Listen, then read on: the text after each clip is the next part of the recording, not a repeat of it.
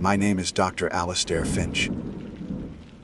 By profession, I am a botanist, specializing in the resilient ecologies of high-altitude flora. For years, my work was confined to sterile laboratories and the hushed halls of academia, a world of peer-reviewed papers and grant proposals.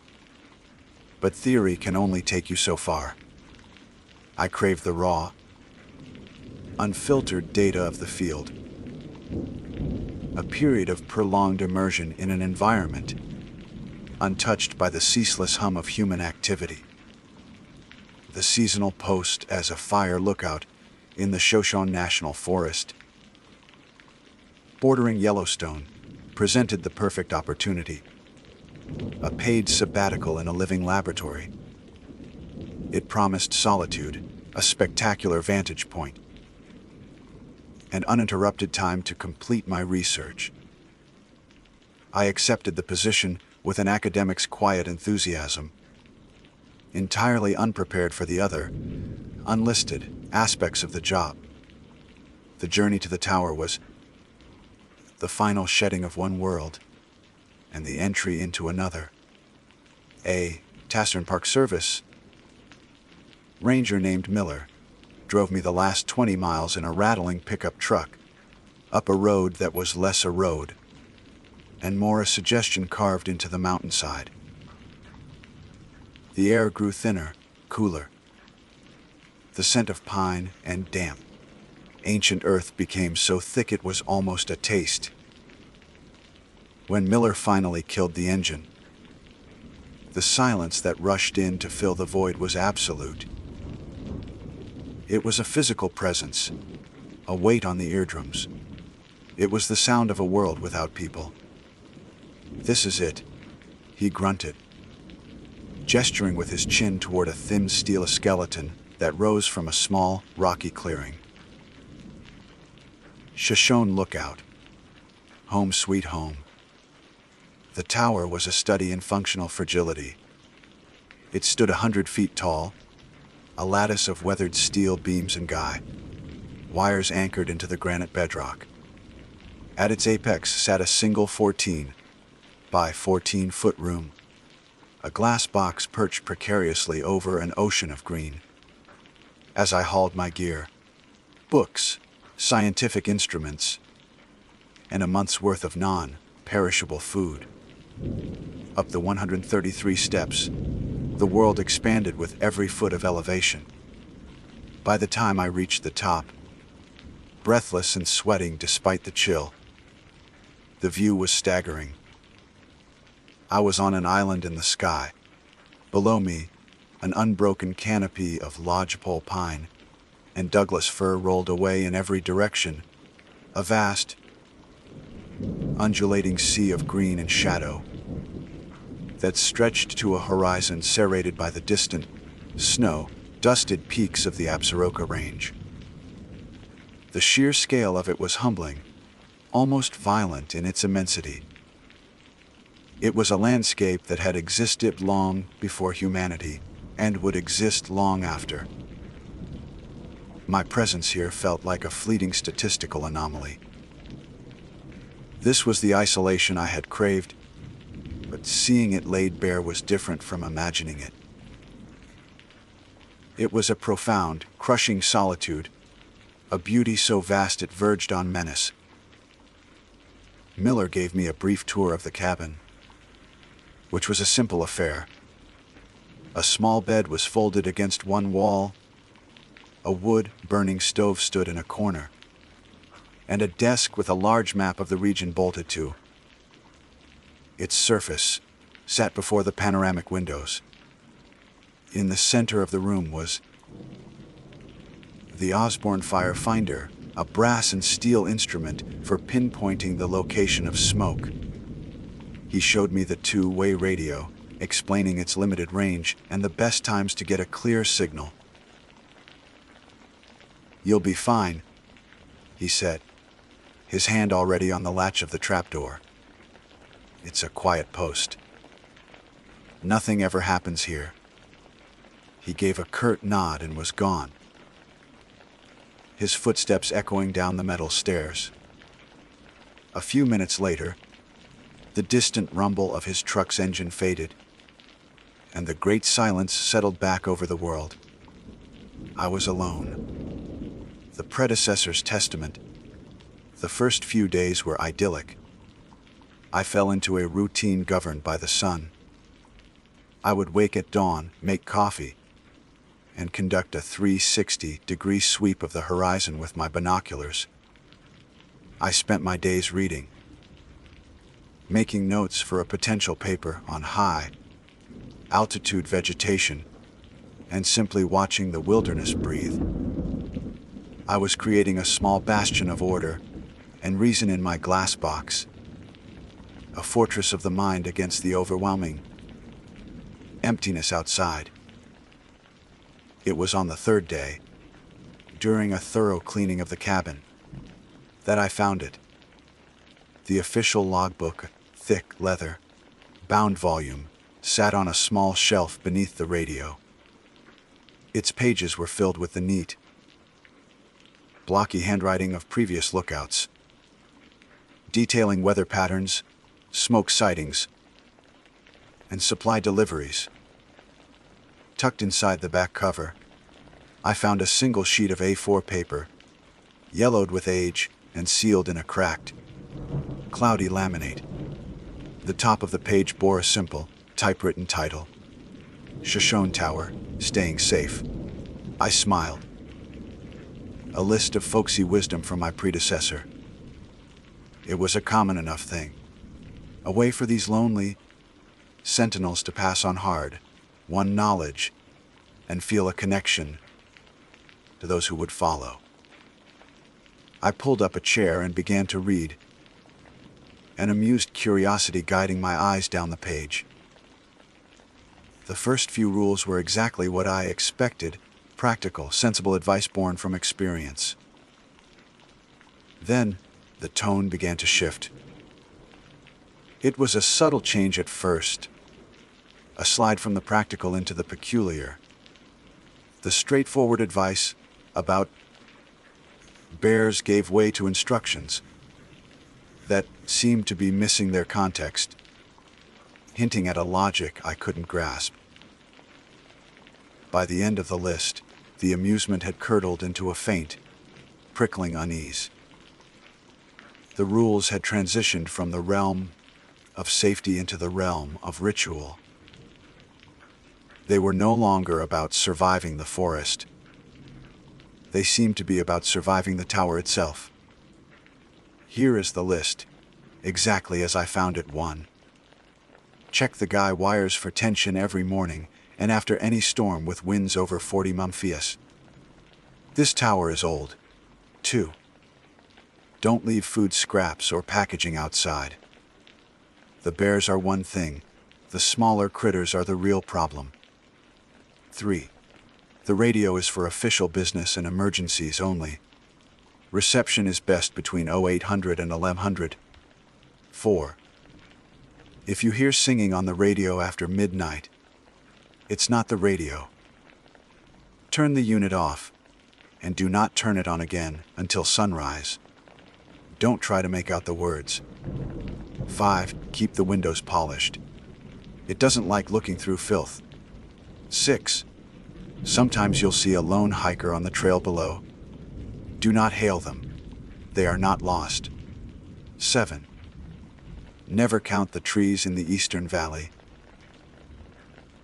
You'll get the number wrong every time, and it notices when you try.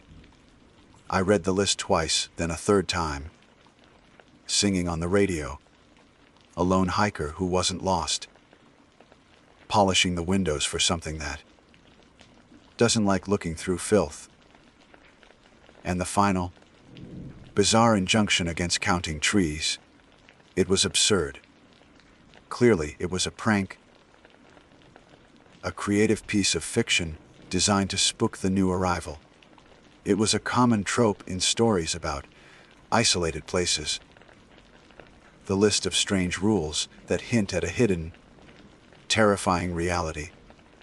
My predecessor, I concluded, had a vivid imagination and a dark sense of humor, likely a coping mechanism for the profound solitude of the post. It was a psychological artifact, nothing more. I chuckled, shaking my head at the cleverness of it, and tucked the laminated sheet back into the logbook. First tremors. That evening, I sat at the desk, a textbook on alpine ecology open before me, the light from my battery-powered lamp a warm, solitary beacon against the encroaching darkness. The wind sighed around the tower, a low, mournful sound that was becoming familiar. I made an entry in my personal log, a new journal I had brought for the purpose. Day 3. Weather clear, visibility excellent. No smoke sighted. Discovered a curious document today, apparently left by a former occupant. A list of rules for the tower, escalating from the practical to the patently absurd. A fascinating example of psychological transference, or perhaps simple a cabin fever, manifesting as folklore. The human mind's need to create narrative and meaning, even, or perhaps especially, in a vacuum of stimulus, is a powerful force. I've filed it away as a cultural curiosity. As I wrote, I found my gaze drifting to the great eastern window. The valley below was a pool of absolute blackness, under the moonless, star-dusted sky. The trees were an indistinct mass, a texture rather than a collection of individual objects. Without thinking, my eyes began to pick out the silhouettes against the starfield. 1, 2, 3. I caught myself on the fourth tree, a wry smile touching my lips. The power of suggestion. Even I, a man of science, was susceptible. How amusing. TUMP.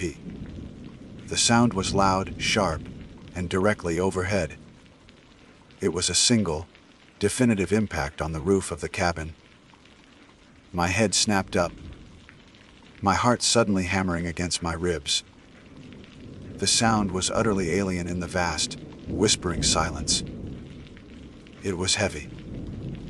Not the skittering of a squirrel or the gentle landing of a pine cone. It was a solid, weighty thud, as if someone had dropped a heavy sack of grain onto the metal roof. My mind, conditioned by years of training, immediately began to cycle through rational explanations. A large bird, perhaps an owl or an eagle, dropping its prey. A heavy branch, weakened by rot, finally falling from a nearby pine and striking the roof on its way down. Thermal contraction of the metal roof as the temperature dropped, causing a sudden, loud pop. Each explanation was plausible. Each was logical. I stood up and listened, straight up my ears against the sound of my own breathing. There was nothing but the wind. No scratching, no follow-up sounds. Just the single, isolated impact. After a minute that felt like 10, I sat back down, my pulse gradually slowing. It was a bird. It had to be a bird. But the textbook on my desk remained unread. My focus was gone, shattered by that one intrusive sound. My eyes kept flicking back to the eastern window, to the black, uncountable trees. After another half hour of feigned concentration, I gave up. I stood, walked over to the shelf, and pulled out the thick logbook. My fingers found the laminated sheet, tucked in the back. I pulled it out and laid it on the desk, the cheap plastic glinting in the lamplight. I read it again. The amusement was gone. The academic curiosity had vanished. Staring at the words alone in my glass box, suspended 100 feet above a silent, black wilderness, I felt a cold, unfamiliar sensation creep into the room. It was the chilling possibility, however remote, that the list was not a joke, that it was not folklore, that it was, in fact, exactly what it claimed to be: a list of rules for staying alive. Sleep did not come easily that night. Every gust of wind against the tower sounded like a prelude to another impact. Every creak of the steel frame a footstep on the stairs. The single, solid thump had acted as a tuning fork, attuning my senses to a frequency of fear I hadn't known existed. My scientific mind, my greatest defense, was now a traitor, relentlessly replaying the sound and finding every of my rational explanations wanting. A bird dropping prey wouldn't have been so heavy, so final. A falling branch would have scraped or rolled. Thermal contraction was a sharp pop, not a dead, weighted blow. I lay on my cot, staring into the oppressive darkness of the cabin, feeling the 100-foot drop beneath me not as a matter of elevation, but as a measure of my own vulnerability. The glass walls, once a source of wonder, now felt like the brittle shell of an egg. The following morning, I awoke unrested, the dawn light painting the eastern sky in hues of bruised purple and soft rose. The world outside was serene, majestic, utterly indifferent to my nocturnal anxieties. The dissonance was jarring. I made my coffee, my movements stiff, and performed my morning sweep of the horizon. The forest was still, the air crisp. Nothing was out of place, and yet everything felt different. The silence no longer felt peaceful, it felt watchful. The isolation was no longer a comfort, it was a threat. The laminated list of rules. At my desk, where I had left it, a pale rectangle in the morning light. I picked it up, my fingers tracing the typewritten words. It was a psychological artifact, I told myself again. A remnant of a predecessor's fraying sanity. But the thump had given it weight. It had become an artifact of a different kind. Not psychological, but perhaps physical. A warning. My eyes fell on rule number 5. Keep the windows polished. It doesn't like looking through filth. Of all the bizarre injunctions, this one seemed the most benign, the most easily dismissed as the eccentricity of a fastidious former lookout. And yet, an idea took root in my mind, a thought born of sleeplessness and a creeping, irrational dread. Following the rule wouldn't hurt.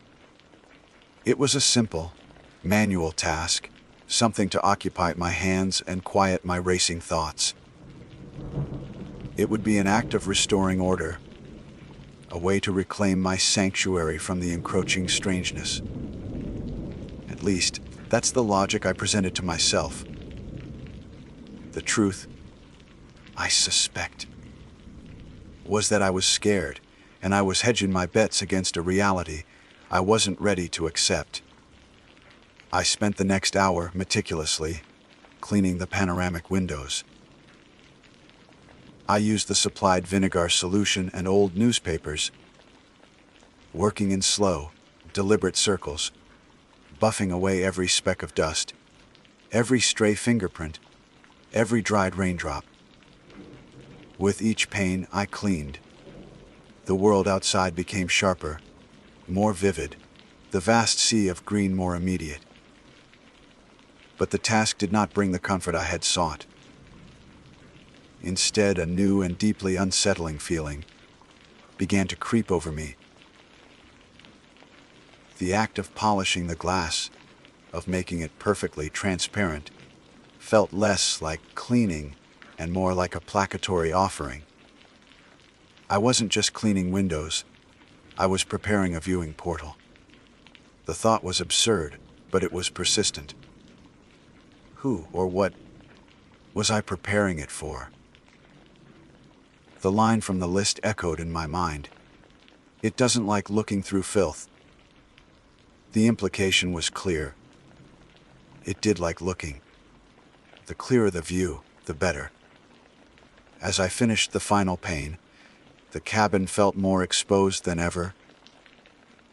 A transparent cage suspended in the air for the scrutiny of an unseen observer. The feeling of being watched was no longer a vague premonition. It was a palpable presence, pressing in from all sides. 3 more days passed.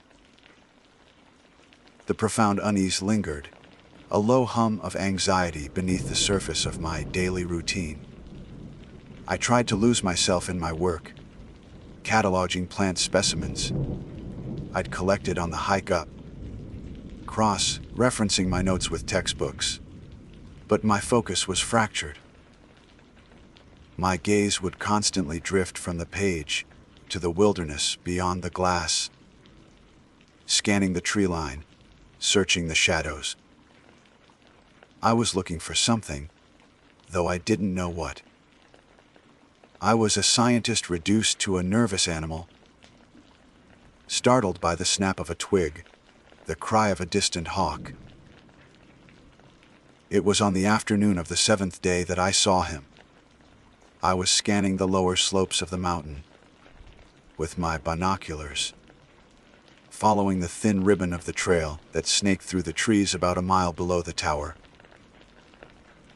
And there he was, a lone hiker, moving steadily up the path. My first reaction was a surge of pure, unadulterated relief. Another human being. The sight was so welcome, so grounding, that it almost brought tears to my eyes. The crushing weight of the solitude lifted instantly.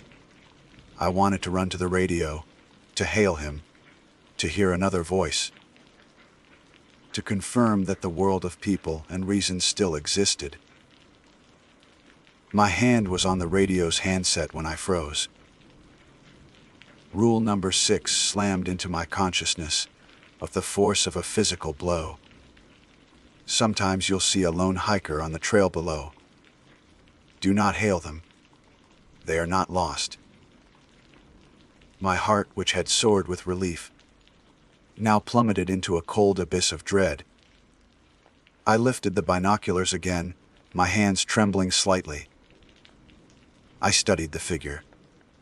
He was dressed in simple hiking gear, dark pants, a red jacket. But something was wrong. His pace was too regular, too metronomic. He moved over the uneven, root-snarled ground, with a liquid smoothness that was unnatural, never breaking stride, never pausing to catch his breath or check his surroundings. He carried no pack, no water bottle, nothing. His head was bare, and he never looked up, his gaze fixed on the path before him with an unnerving intensity. He was simply moving. My scientific training screamed at me to observe, to document. My profound loneliness begged me to make contact. But the list, and the cold certainty that had settled in my gut, held me paralyzed. This was a test. The hiker was a question, and I knew, with a certainty that defied all logic, that answering it would be a catastrophic mistake. For what felt like an hour, I watched him. He continued his steady, relentless ascent, a small, red figure against the immense green backdrop. He never faltered. He never looked toward the tower. It was as if he knew I was there, and knew I was watching, and the knowledge was all the connection he required. As he rounded a large granite outcropping, he passed behind it and did not re-emerge. I kept the binoculars trained on the spot, my eyes burning with the strain of not blinded. 1 minute. 5. 10. The trail on the other side of the rock remained empty. He was gone. He hadn't turned back. I would have seen him. He hadn't scrambled up the rock face. He had simply vanished. He was not lost. The words resonated with a terrifying new meaning. He was exactly where he was supposed to be. That night, the tower felt less like a sanctuary and more like a tomb. The rationalizations were gone, stripped away by the sight of the impossible hiker. The world I had known, a world governed by predictable physical laws, had been a fragile illusion. I was in a new place now, a place with different rules. The laminated sheet on my desk was no longer a curiosity. It was my only map, my only guide to navigating this terrifying new territory. I tried to read, but the words were meaningless squiggles on the page. The silence in the cabin was absolute. I found myself listening, straining for any sound, dreading it and craving it in equal measure. The hours ticked by. Midnight came and went. It was somewhere deep in the heart of the night, perhaps 2 in the morning, when the silence was finally broken. Crackle. Hiss. The sound came from the radio. A burst of static, sharp and loud in the dead quiet. My entire body went rigid. The radio was off. I knew it was off. I had turned it off myself after Miller left, and hadn't used it since my aborted attempt to hail the hiker. Crackle. And then a sound began to emerge from the static, faint at first, then growing clearer. It was music, or something like it. A thin, reedy melody, like a warped music box, played on an instrument I couldn't name. And beneath it, a voice. It was a high, wavering voice, singing in a language I didn't recognize. The words were soft, sibilant, and structured with a cadence that was hypnotic and deeply wrong. It was a lullaby sung by something that had never been a child. Rule number 4. If you hear singing on the radio after midnight, it's not the radio. Turn the unit off and do not turn it on again until sunrise. Don't try to make out the words. But the radio was off. I stared at the dark, inert unit, at the power switch firmly in the off position, as the impossible. Ethereal music filled my glass cage. My mind reeled. This wasn't a signal from a distant station. This wasn't a prank. This was something else. The rule was wrong. It wasn't the radio. It was coming through the radio. A part of me, the scientist, the observer, wanted to listen. It wanted to lean closer, to parse the words, to understand the melody, to record this impossible phenomenon. But the part of me that had watched the hiker vanish, the part that had felt the weight of the felt on the roof, the part that now understood the chilling truth of the rules, screamed in silent terror. Don't try to make out the words. With a surge of adrenaline-fueled panic, I lunged for the radio. My hand closed not on the power switch. What good would that do? But on the power cable itself. I yanked it from the wall with all my strength. The plug came free with a sharp crack. The singing stopped. The silence that crashed back in was more profound, more terrifying than any sound I had ever heard. It was a void, a vacuum left by the removal of that alien melody. I stood panting in the darkness, the useless power cord clutched in my hand, my heart hammering a frantic rhythm against my ribs. I was alone in my glass box, 100 feet in the air, with the chilling, absolute certainty that I was not alone at all. The silence that followed the unplugging of the radio was a physical entity. It pressed in on me, heavier and more menacing than the alien song it had replaced. I stood frozen in the center of the cabin, the useless power cord clutched in my fist like a talisman, my breath coming in ragged, shallow gasps. The scientific part of my brain, the calm, rational observer that had defined my entire adult life, had gone silent. It had been murdered by a series of impossible events, and in its place was a primal, terrified animal. My world had been governed by principles of physics and biology, but I was no longer in that world. I was in a place governed by a laminated sheet of paper. The rules were no longer a curiosity or a warning. They were the only physics that mattered now. I didn't sleep. I spent the remainder of the night sitting on my cot with my back against the wall, my eyes fixed on the trapdoor, listening. Every creak of the tower in the wind was a footstep, every flutter of a passing moth against the glass a prelude to a new horror. When the first hint of dawn finally broke, painting the eastern sky in sick, gray light, it brought no relief, only a clearer view of my prison. The majestic wilderness I had admired just days ago now seemed like a vast, patient predator, and I was a morsel of life, trapped in a glass display case, waiting to be consumed.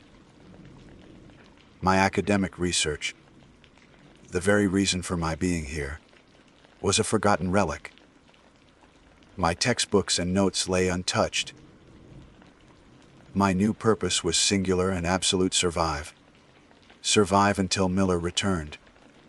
Survive by adhering to the rules. The list was my scripture now, my only hope of navigating the suffocating dread that had become my reality. My gaze was drawn, against my will, to the eastern valley.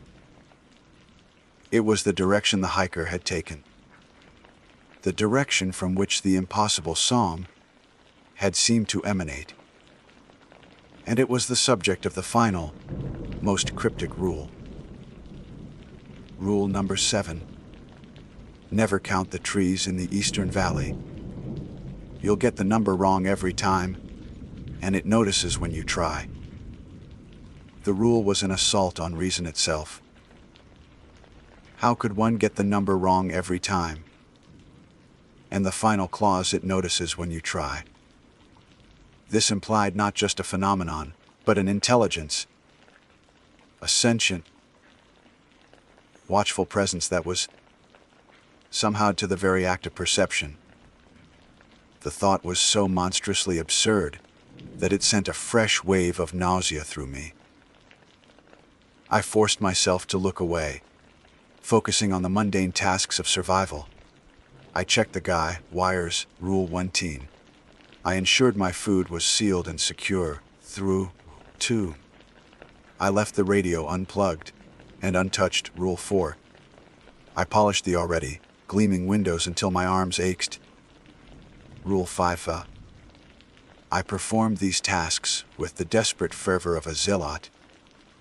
Each completed rule a small prayer against the encroaching darkness, driven by a desperate need for answers, for any context at all. I turned to the official logbook again. I wasn't looking for the rules this time. I was looking for their author. I flipped back through the pages, past the neat, blocky entries of the last few years, going back decades. The entries were mostly mundane weather reports, animal sightings, supply notes. But as I got closer to the present, a subtle shift began to appear. 15 years ago, a lookout named Harris had written, "Bad air from the east today. Smells like ozone and old cellars." 7 years ago, a woman named Sarah had noted, "Jim says he hears singing at night. Think the solitude is getting to him." Then I found the entries from my immediate predecessor, a man named Graham. His handwriting, initially as neat as all the others, grew progressively more erratic over his final month. His last few entries were chilling. July 12th, windows clean.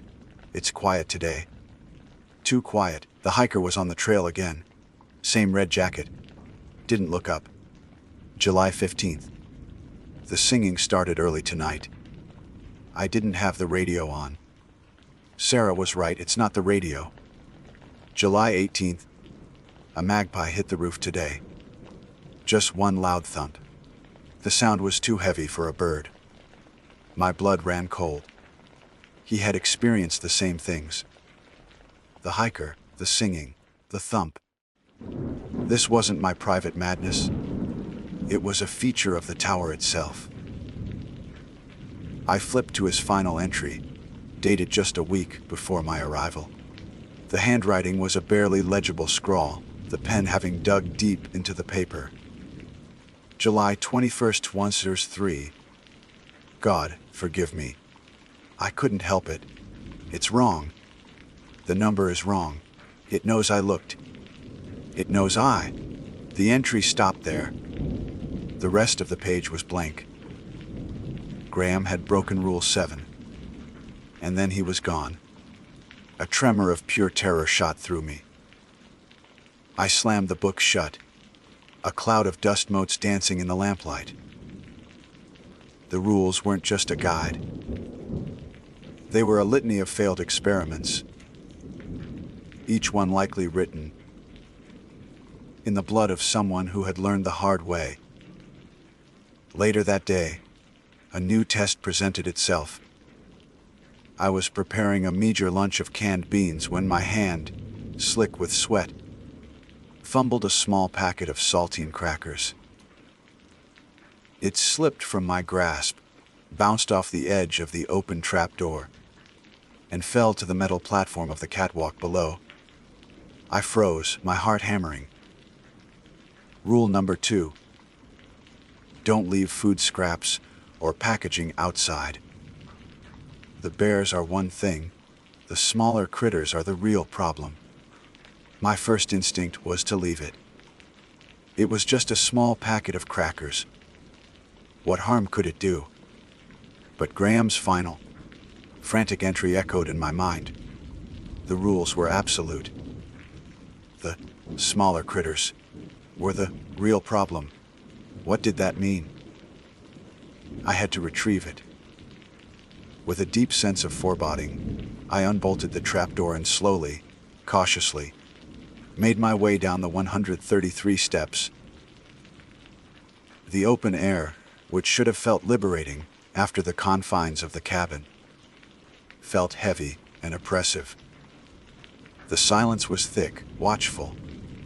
I reached the catwalk and looked for the small, cellophane-wrapped package. It was gone. In its place, sitting precisely where the crackers should have been, was a single, smooth, black river stone. It was perfectly ovoid, dark as coal, and cool to the touch despite the afternoon sun. It was utterly alien to this granite mountaintop. It was an exchange. A receipt. Something had taken the crackers and left this token in their place. I stared at it for a long moment before snatching it up, scrambling back up the stairs and bolting the trapdoor behind me as if pursued by demons. I threw the stone into the far corner of the room, where it landed with a soft thud. The pressure was becoming unbearable. The isolation, the constant vigilance, the knowledge of Graham's fate. It was all eroding my sanity, grinding me down. I found myself staring at the Eastern Valley again, the place where the rules converged. My eyes darted across the canopy, deliberately blurring my focus, trying to see the trees as a single, textured mass, a watercolor wash of green. But my mind, a tool trained for observation and analysis, betrayed me. Without conscious thought, without intent, my eyes began to pick out individual silhouettes against the sky. 1, 2, 3, 4, 5. A strangled gasp escaped my lips. I clamped my hands over my mouth, my eyes wide with the horror of my own involuntary betrayal. I had done it. I had tried to count. I had looked. For a long, agonizing moment, nothing happened. A sliver of hope, fragile and desperate, pierced through my terror. Maybe it was just a superstition. Maybe Graham's disappearance was a coincidence. Maybe a low hum began, vibrating up through the soles of my feet. It was a deep, resonant frequency that seemed to emanate from the very bedrock of the mountain. A sound felt more than heard. It was coming from the east. I forced my eyes toward the Eastern Valley, my body trembling uncontrollably. And I saw it. Among the millions of silent, motionless pines, one tree, a tall, distinctive lodgepole about a mile distant, began to move. There was no wind. The air was perfectly still. But the tree began to sway, slowly, deliberately, back and forth. It was not the random, chaotic motion of a tree in a storm. It was a rhythmic, hypnotic gesture. It was a finger beckoning. The swaying stopped. The humming ceased. The silence that returned was absolute, charged with a terrible, triumphant finality. It was the silence of a predator that has been seen by its prey and is now content to wait. I stumbled backward, away from the window, my legs giving way as I collapsed onto the floor. And then I heard it. A new sound. Tap.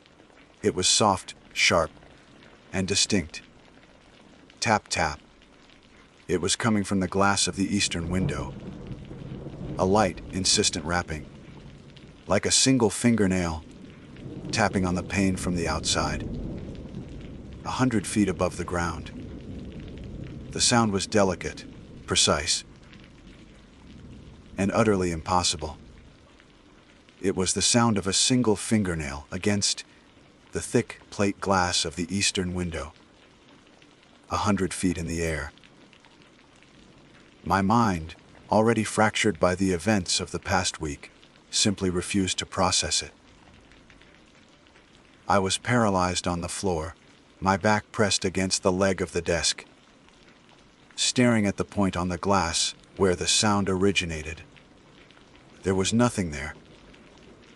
Just the infinite, star-dusted blackness of the night sky. Tap. It moved.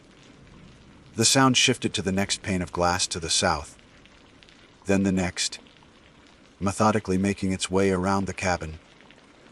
It was testing the perimeter. It was a spider circling its web, checking for the vibrations of trapped prey. I was the prey. I scrambled backward on all fours, crab, walking away from the windows, trying to put as much distance as possible between myself and the glass. My world had shrunk from the vast wilderness to the 14 by 14 foot confines of the cabin, and now it was shrinking further to the small island of floorboards around the central fire finder. The tapping stopped. The silence that followed was worse. It was an expectant silence, the held breath before a scream. I waited, my entire being a knot of raw, screaming terror. And then, a new sound began. A low, wet, scraping noise. It was the sound of something heavy and soft being dragged across the glass. It moved up the eastern window, leaving a faint, glistening trail in the starlight, a smear of obscene translucence. My mind flashed to Rule Fefi: keep the windows polished. It doesn't like looking through filth. I had polished them to a perfect sheen. I had made it easy for it to see in. I hadn't been cleaning my home. I had been setting a dinner table. Alistair. The voice was not a sound that traveled through the air. It bloomed inside my skull, a perfect replica of the Ranger. Miller's gruff baritone. It was calm, reasonable. Alistair, you need to open the door. Your predecessor, Graham. He had a breakdown. We need to get you out of there. I squeezed my eyes shut, shaking my head violently. It wasn't real. Miller was miles away, safe in the world of people and logic. This was a trick. A lure. The scraping stopped and the voice changed, morphing into the soft, academic tones of my university mentor, Dr. Albright. The specimen, Alistair. The one you saw. The tree. Your observation was incomplete. A true scientist would document it properly. You have to look. You have to finish the count. How can you publish without complete data? This was a more insidious attack, a violation of my very identity. It was using my own mind, my own ambitions, against me. It was twisting the core of who I was into a weapon for my own destruction. The voice was a hook, baited with my life's work, and I could feel my resolve beginning to fray. The desire to know, to understand, was so deeply ingrained in me that it fought against my instinct for survival. I won't, I whispered, the words a dry rasp in my throat. I won't look. The voice sighed, a sound of pure static and disappointment that echoed in my sinuses. Very well. The scraping resumed, faster this time. More frantic. It was no longer just a sound. I could feel the vibrations through the floor. The entire tower began to sway, not with the rhythmic motion of the wind, but with a violent, jerky shudder, as if a giant hand had seized the top of the structure and was trying to shake it apart. The guy. Wires shrieked in protest. A chorus of tortured metal. Books and instruments tumbled from the shelves, crashing to the floor. The Black River stone. The token from the smaller critters rolled out from under the cot and came to a stop near my foot. And then came the pressure. A deep, resonant groan emanated from the glass of the eastern window. A spiderweb of fine cracks appeared in the corner of the pane, spreading inward like blooming ice crystals. The glass was bowing inward, the pressure from the outside immense, relentless. It was going to break. The barrier between my world and its was about to be shattered. In that moment of absolute, final terror, a strange clarity descended upon me. My scientific mind, the one I thought had been murdered, flickered back to life. But it was changed, warped by the horrors it had witnessed. It was no longer interested in botany. It was interested in the rules of this new, terrible reality. Graham's final, unfinished entry flashed in my mind. It knows I looked. It knows I finally understood. Graham hadn't been attacked. He hadn't been dragged away. He had been trying to warn me. He had been trying to write a new rule. With a surge of adrenaline born of desperate insight, I lunged for my personal logbook, which had fallen to the floor. I fumbled for my pen, my hands shaking so violently I could barely grip it. The groaning of the glass grew louder, the cracks spreading across the entire pane. Any second now it would shatter. I ignored the voice, which was now screaming in my head, a cacophony of every person I had ever known. I ignored the shuddering of the tower. I ignored the imminent implosion of the window. I opened the logbook to a fresh page and began to write, my handwriting a frantic, jagged scrawl. I wasn't writing for myself. I was writing for the next person, for the poor, unsuspecting soul who would come after me, seeking solitude and finding this place of ancient, hungry intelligence. My pen flew across the page. I didn't write an observation. I didn't write a plea for help.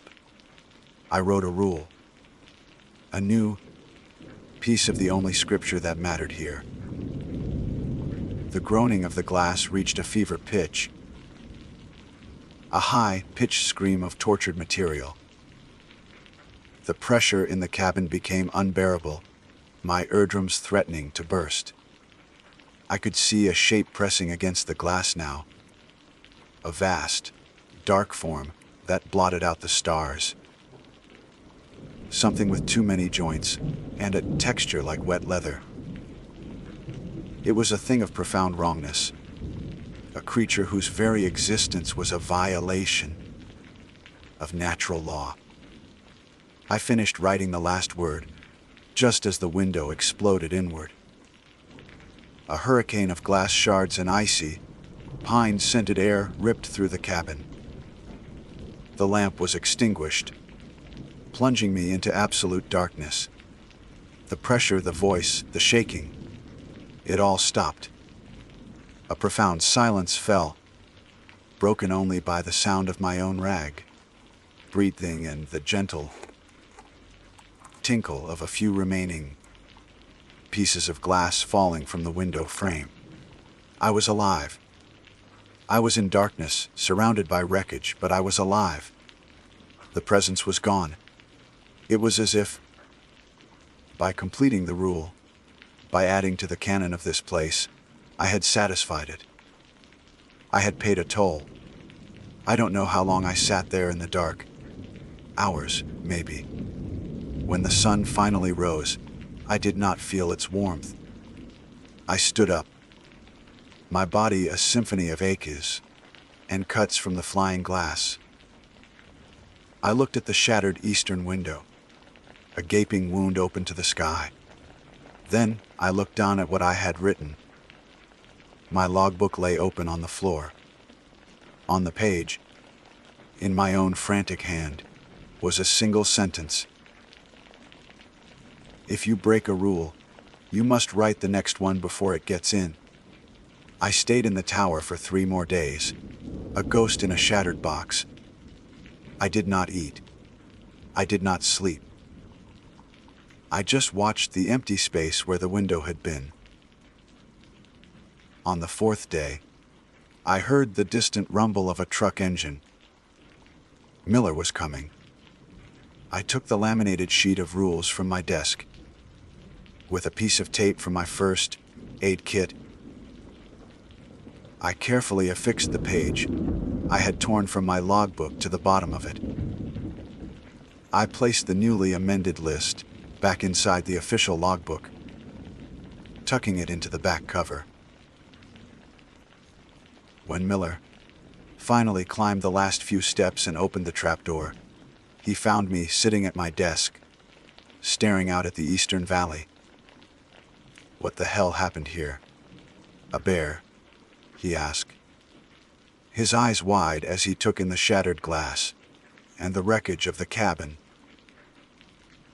I turned to look at him, and I saw the flicker of fear in his eyes as he saw my face. I knew I was no longer the man who had arrived weeks ago. The academic was gone, replaced by something else. Something that had looked into a different kind of wilderness and had been changed by what it saw. Something like that. I said, my voice hollow. It's a quiet post. Nothing ever happens here. I gathered my remaining things in silence and followed him down the stairs, never once looking back at the glass box in the green sea. I knew I was leaving, but I also knew, with a chilling certainty, that a part of me would remain there forever. I was the new rule. I was the new warning.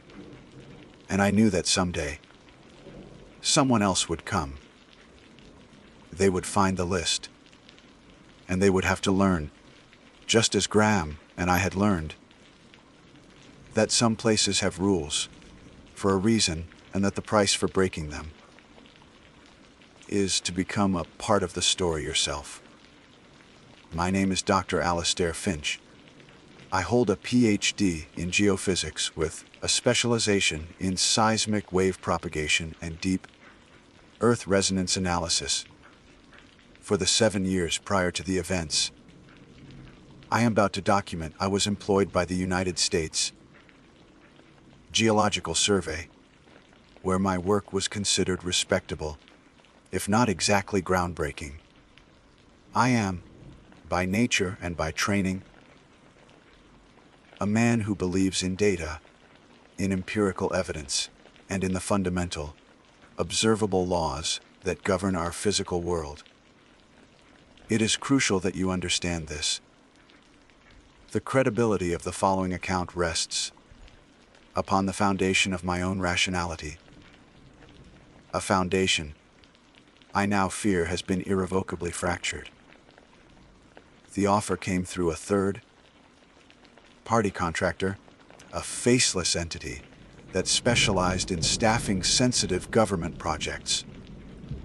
The terms were, to put it mildly, exceptional, a 6-month contract with a salary that would eclipse my annual earnings at the USGS, a significant completion bonus, and the opportunity to work with proprietary technology on what was described only as high-priority geological resonance analysis. For a man in my position, it was an irresistible proposition. My professional life had plateaued, and my personal life had recently simplified itself in the form of a quiet, amicable breakup that nonetheless left my apartment feeling cavernously empty. The prospect of a 6-month, high-intensity engagement in a remote location felt less like an exile and more like a focused, lucrative escape. I accepted the position. I submitted to a background check so thorough it felt like a forensic audit of my entire existence. I signed non-disclosure agreements that carried penalties severe enough to ensure I would sooner forget my own name than discuss my work. I was given a start date, a flight number to Las Vegas, and instructions to await further contact upon my arrival. I packed my bags with the detached optimism on a scientist embarking on a challenging new project, entirely unaware that I was, in fact, stepping into a meticulously managed reality where the laws of physics were treated as mere suggestions. The journey from Las Vegas was the first true indication of the isolation I had signed up for. A silent man in a black government-issue sedan drove me north, then east, away from the neon, dusted horizon and into the vast, brutal emptiness of the Nevada desert. The landscape unspooled in a monotonous panorama of baked earth and skeletal creosote, bushes under a sky of punishing, indifferent blue. The silence inside the car was as profound as the emptiness outside. After 3 hours, we turned onto an unmarked, paved road that stretched toward the distant, shimmering mountains like a black, surgical scar on the flesh of the desert. Another hour passed before the facility came into view. It was not the gleaming, futuristic complex I might have imagined. It was a monument to brutalist architecture, a cluster of low, monolithic structures of raw, gray concrete and darkened, reflective glass that seemed to drink the harsh desert light and give nothing back. There was no sign, no fence, no visible security patrol. Only the stark, alien geometry of the buildings rising from the desert floor. It looked less like a research station and more like a mausoleum for a forgotten god. We pulled up to a subterranean entrance, a concrete ramp that descended into the earth. The air that greeted me as the car door opened was super heated and carried a strange, metallic tang, the scent of ozone and hot stone. My handler, a man named Elias Thorne, was waiting for me. He was tall, gaunt, and possessed a stillness that was deeply unsettling. His face was a mask of professional neutrality, and his eyes, when they met, seemed to be assessing true integrity rather than acknowledging my presence. He did not offer a handshake. "Dr. Finch," he said, his voice as dry as the desert air. "Welcome to Esoterra." He led me through a series of sterile, white corridors that hummed with the low, constant thrum of industrial-grade ventilation. The air grew cooler, drier. Our footsteps echoed with unnerving clarity in the sound, dampening environment. There were no decorations, no informational posters. Nothing to suggest human habitation beyond the bare necessities of function. Thorne handed me a security badge bearing my name and photograph, a key to a small apartment in the on-site residential block, and a single laminated card. "Your initial onboarding protocol," he stated, not explained. "Memorize it. Adherence is not optional." I took the card. I am a man accustomed to procedure, to checklists, to the rigorous protocols of a scientific laboratory. I read the card with the detached curiosity of a new employee, encountering a set of particularly stringent corporate policies, attempting to reverse engineer the logic behind each directive. The text was stark, black on white. Rule FAO 70. All personal biometric data must be purged from active terminals by 1900 local time. Compliance note. Non-compliance will result in immediate revocation of system access and a mandatory cognitive assessment. Rule 512. All westward-facing exterior shutters must remain fully sealed between 0200 and 0400. Compliance note. Visual confirmation is logged automatically. Do not attempt manual override under any circumstances. A Rule FEN 15 fee. Food and drink items are prohibited within Level 3 geological analysis. Water is permissible. Compliance note. Atmospheric particulates in this sector are highly reactive to complex organic compounds. A Rule FE 21C. Do not vocalize any numerical sequences discovered in raw resonance data. Transcribe only. Compliance note. Auditory resonance can cause sensor feedback loops. My mind immediately set to work rationalizing them. Rule FAO 7. An extreme but plausible cybersecurity measure. Perhaps biometric data left on the network could create a vulnerability. The cognitive assessment was likely just bureaucratic jargon for a stern-talking, 2 and a password reset. Rule 515 perfectly logical. Sensitive atmospheric sensors could easily be contaminated by organic molecules. I had worked in clean rooms with far stricter rules. Rule 521c also sensible. If we were dealing with highly sensitive resonance detectors, it stood to reason that certain auditory frequencies, even those produced by the human voice, could create feedback and corrupt the data. Rule 512 was the only one that gave me pause. Sealing shutters during a specific 2-hour window in the middle of the night seemed oddly specific. Perhaps it was related to satellite surveillance, or light pollution affecting some kind of nocturnal optical sensor. In any case, it was a simple enough directive to follow. They were strange rules, yes, but they existed within a framework of logic I could accept. I slid the card into my pocket, my scientific mind satisfied that it had solved the small puzzle. My first shift in sub, level 3, was a study in anticlimax. The lab was a vast, circular room, its walls lined with servers, and its center dominated by a holographic display that currently showed a slowly rotating, translucent image of the Earth's crust beneath our feet. My workstation was one of a dozen arranged in a wide circle, though only 3 others were occupied. My colleagues offered curt nods, but no conversation. The silence was broken only by the hum of the servers and the soft clicking of keyboards. The work itself was fascinating. The raw data streams detailed seismic and geological resonance patterns unlike anything I had ever seen.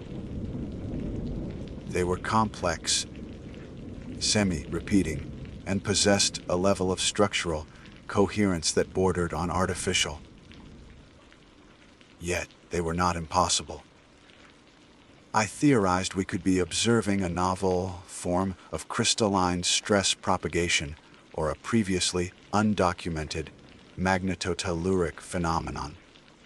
I spent hours engrossed, transcribing the numerical sequences as per Rule 521, feeling the familiar thrill of scientific discovery. The day passed in a blur of focused work. It was 1915 when I finally packed my briefcase, my mind still churning with data. I walked back through the silent, sterile corridors toward the residential block, feeling a sense of satisfaction. It was only as I reached the door to my apartment that a cold knot of dread formed in my stomach.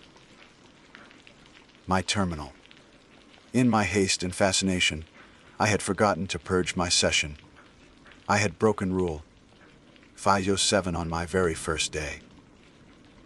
Cursing my own carelessness, I turned and hurried back toward the lab, my footsteps echoing my rising anxiety. The cognitive assessment was probably nothing, I told myself, but the thought of facing Elias Thorne to explain my incompetence on day 1 was mortifying. As I approached the entrance to sub, level 3, I slowed. The main door was propped open slightly.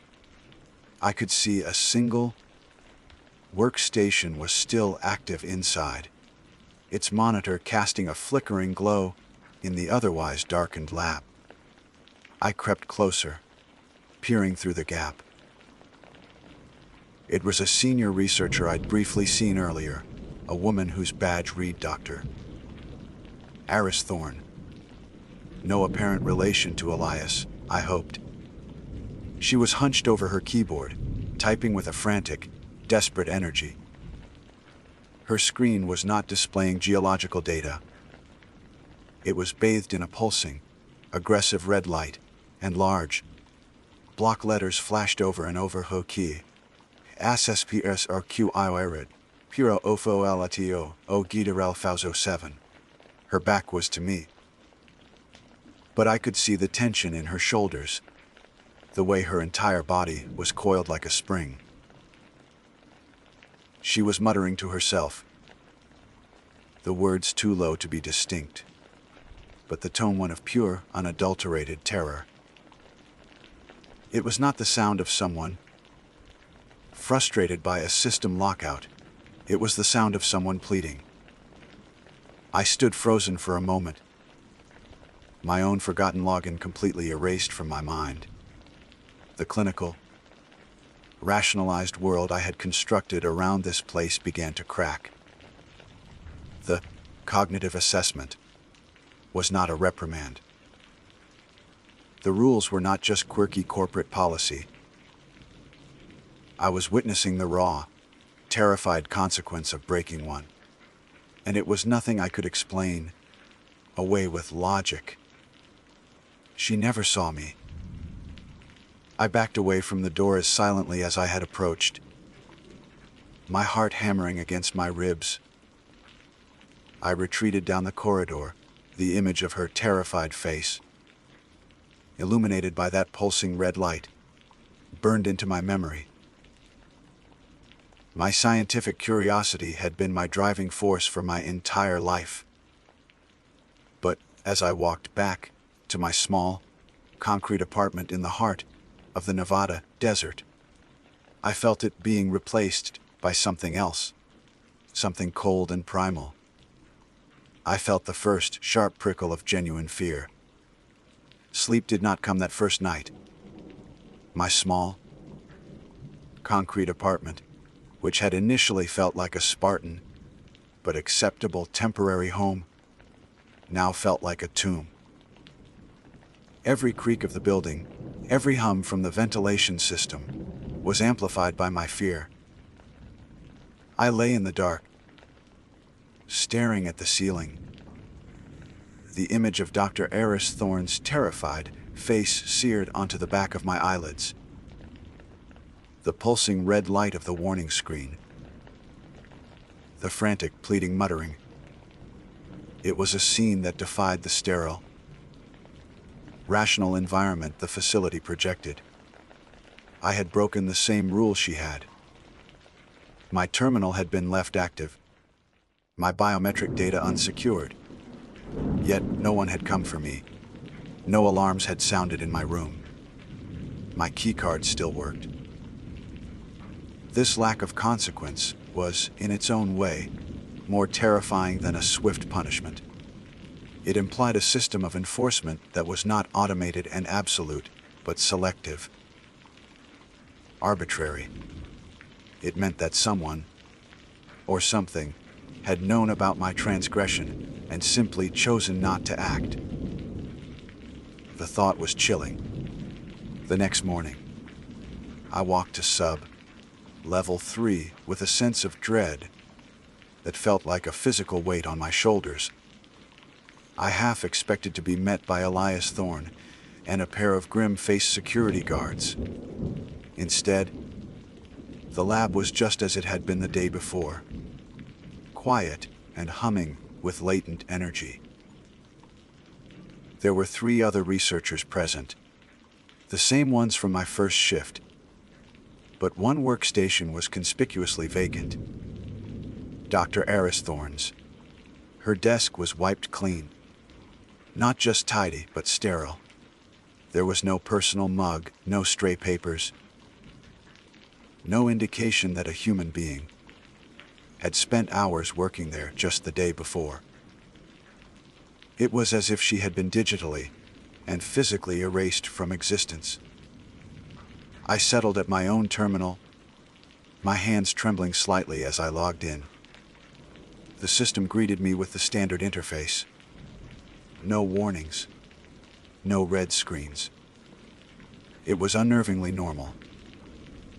Throughout the morning, I tried to engage my colleagues in conversation, to casually probe for information.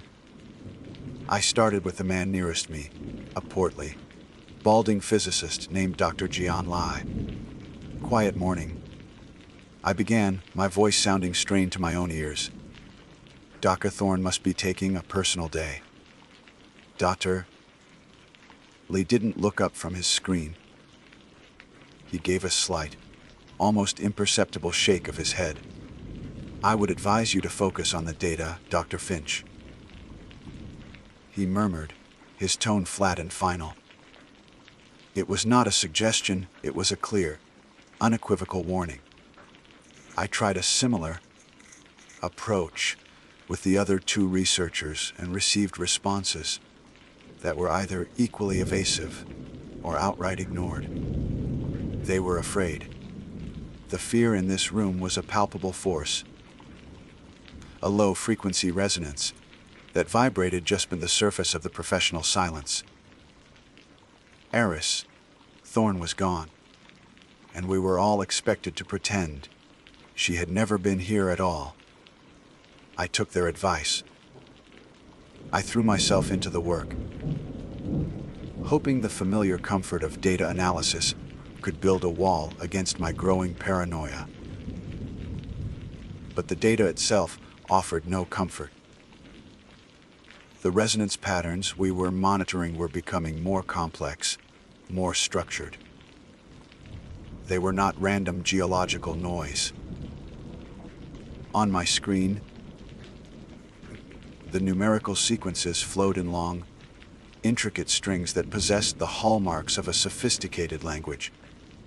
There were repeating motifs, syntactical structures, and a level of complexity that dwarfed any natural phenomena I had ever studied. My scientific mind reeled with the implications. We weren't listening to the Earth. We were eavesdropping on a conversation. Rule Fate 21. Do not vocalize any numerical sequences. Took on a terrifying new significance.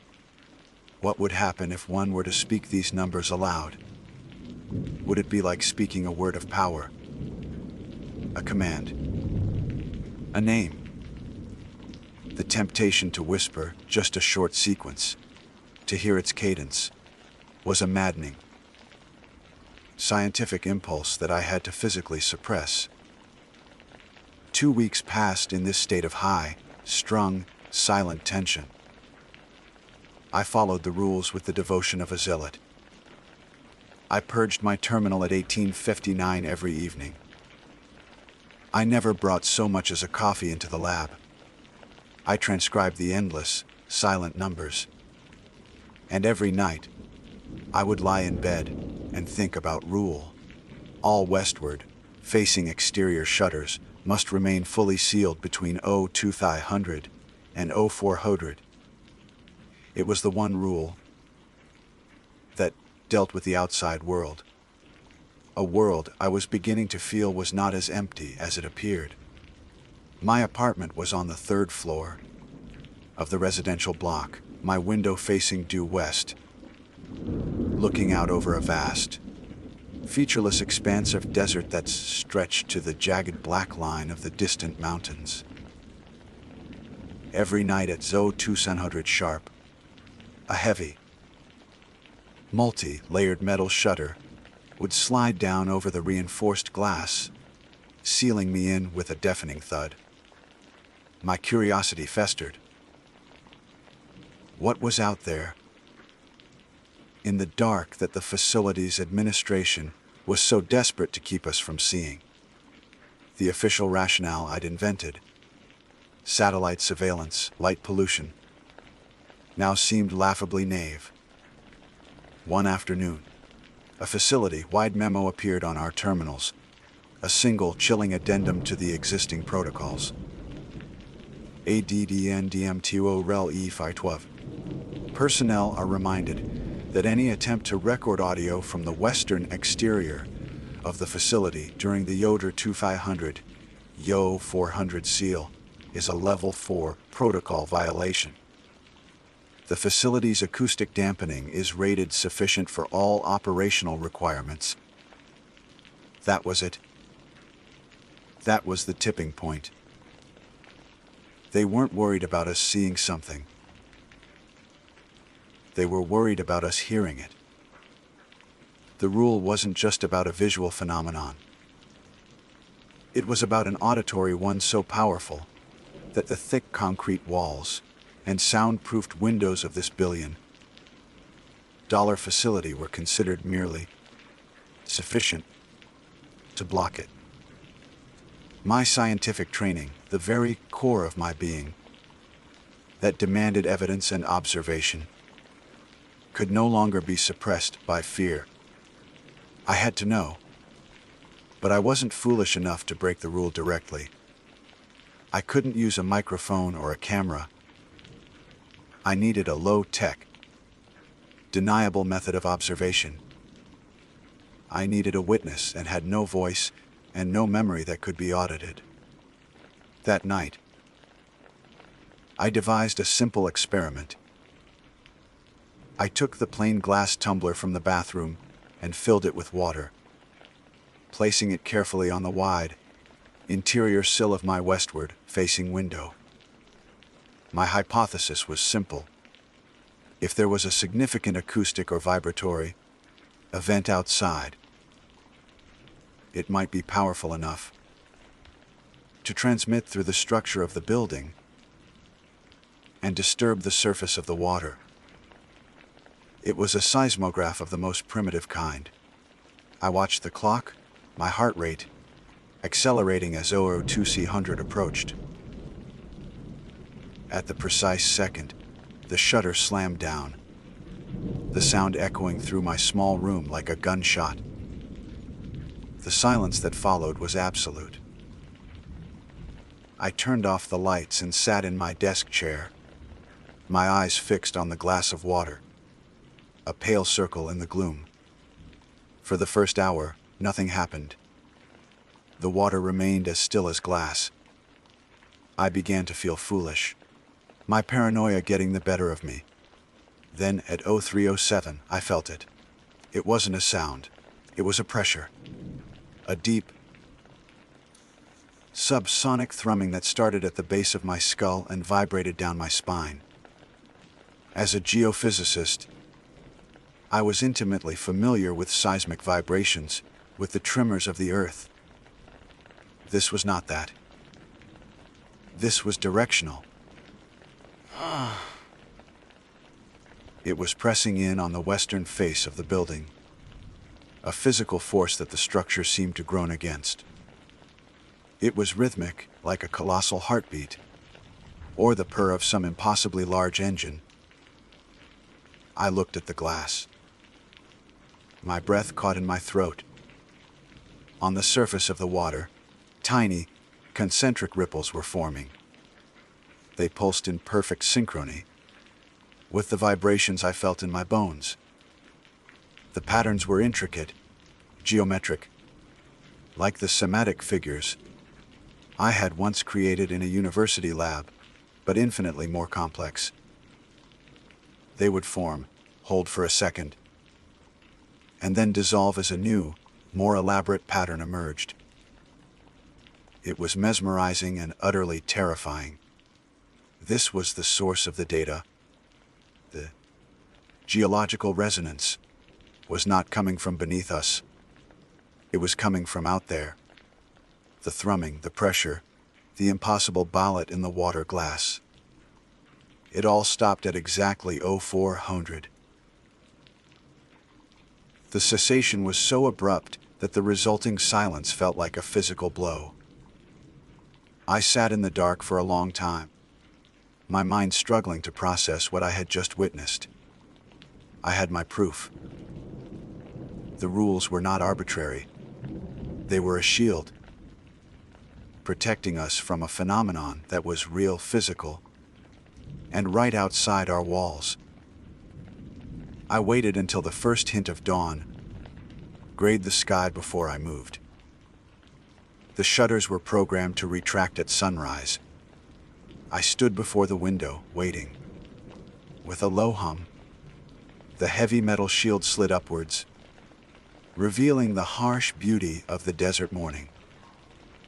I looked out, half expecting to see some great trench or piece of machinery, but there was nothing. Just sand, rock, and the indifferent blue sky, my eyes fell to the glass of water. It was still, but my gaze drifted past it to the exterior of the thick, reinforced window pane itself, and then I saw it. My blood ran cold. Pressed against the center of the glass, 5 feet from the nearest ledge and 3 stories up from the desert floor, was a handprint. It was perfectly formed in a thin layer of dust, as if someone had reached out and placed their palm flat against the window during the night. But the hand was impossibly long and slender, and it had 6 fingers. The handprint was a declaration of war against my sanity. I stood frozen before the window for what felt like an eternity, my scientific mind battling a tidal wave of primal terror. My first impulse was to recoil, to scrub the offending image from existence. My second, overriding impulse was that of the scientist. I had to document it. I couldn't use my phone. Any unauthorized photography was grounds for immediate termination, and likely far worse. So I grabbed a notepad and a pencil, my hands shaking so violently that my first few lines were jagged, meaningless squiggles. Forcing myself to breathe, I began to sketch, my mind grasping for the anchor of scientific process. I noted the dimensions. The palm was unnaturally narrow. The fingers elongated to nearly twice the length of my own. The 6th finger branched from the base of the palm, parallel to the thumb, giving the print a grotesque, arachnid symmetry. There were no discernible whorls or loops of a typical fingerprint, only a fine, stippled texture like worn leather. It was pressed against the glass 3 stories up, with no ledge, no scaffolding, no conceivable point of purchase. It was an artifact of an impossible event. I knew I couldn't report it. Reporting it would be an admission that I had, in some way, been observing the window during the Ode to Unho 400 seal. It would expose me to the same scrutiny that had erased Dr. Eris Thorne. The handprint was my secret, a terrifying piece of data that I alone possessed. As the sun climbed higher, the warmth began to evaporate the thin film of condensation on the glass, and, with it, the dusty imprint began to fade. Within an hour, it was gone, leaving only my frantic sketch as proof it had ever existed. Walking into Level 3 that morning was like stepping into a different reality. The air, once merely sterile, now felt charged with a predatory stillness. The low hum of the servers sounded less like machinery and more like the breathing of a sleeping beast. I looked at the streams of numerical data flowing across my screen, the complex, semi-repeating sequences I had been so fascinated by. I was no longer looking at abstract geological resonance. I was looking at the written language of thing that had touched my window. The thought made my blood run cold. Every number I transcribed felt like handling a venomous snake. My self-imposed isolation was no longer sustainable. I needed an ally, or at the very least, a source of information beyond my own terrified deductions. My gaze fell upon Dr. Janley. He was older than the rest of us, a man who'd likely been at Esoterra for years. He had warned me off once, but the stakes had changed. The threat was no longer a vague administrative punishment. It was a 6-fingered hand on my window. I waited until a lull in the day, When the other two researchers had left for their lunch break, I walked over to Lee's workstation. He stiffened as I approached, his eyes fixed resolutely on his monitor. "Dr. Lee," I began, keeping my voice low and steady. "I need to ask you about Rule Fen 15. He didn't move. "The rule is clear, Dr. Finch. No complex organics in the lab. It's a simple contamination protocol." "With all due respect," I pressed, "nothing in this facility is simple. I believe the atmospheric particulates mentioned in the compliance note are more than just dust." He finally turned to look at me, and for the first time, I saw past his professional mask. His eyes were filled with a deep, weary fear. "You are a geophysicist, Finch. You study the Earth. Stick to that. Do not study the architecture of your cage." The word cage hung in the air between us. "Something was outside my window last night," I whispered, the confession feeling like a betrayal of my own survival instinct. It left a mark. Lai's face went pale. He glanced nervously toward the sealed lab door. "You saw nothing," he hissed. "Whatever you think you saw, you are mistaken. Forget it. Forgetting is a survival skill in this place." "I can't," I insisted. "The data we're transcribing, it's not geology, is it? It's a signal. It's their signal.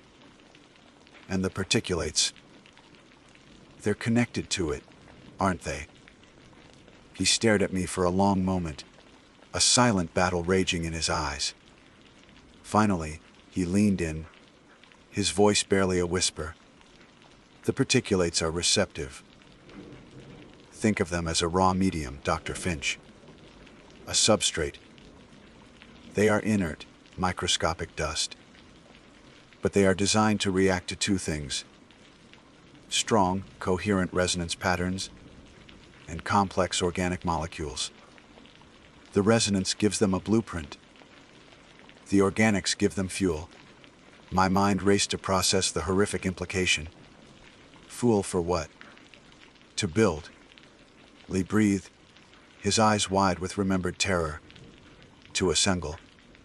A few years ago, a technician spilled a few drops of a protein shake near one of the primary server vents.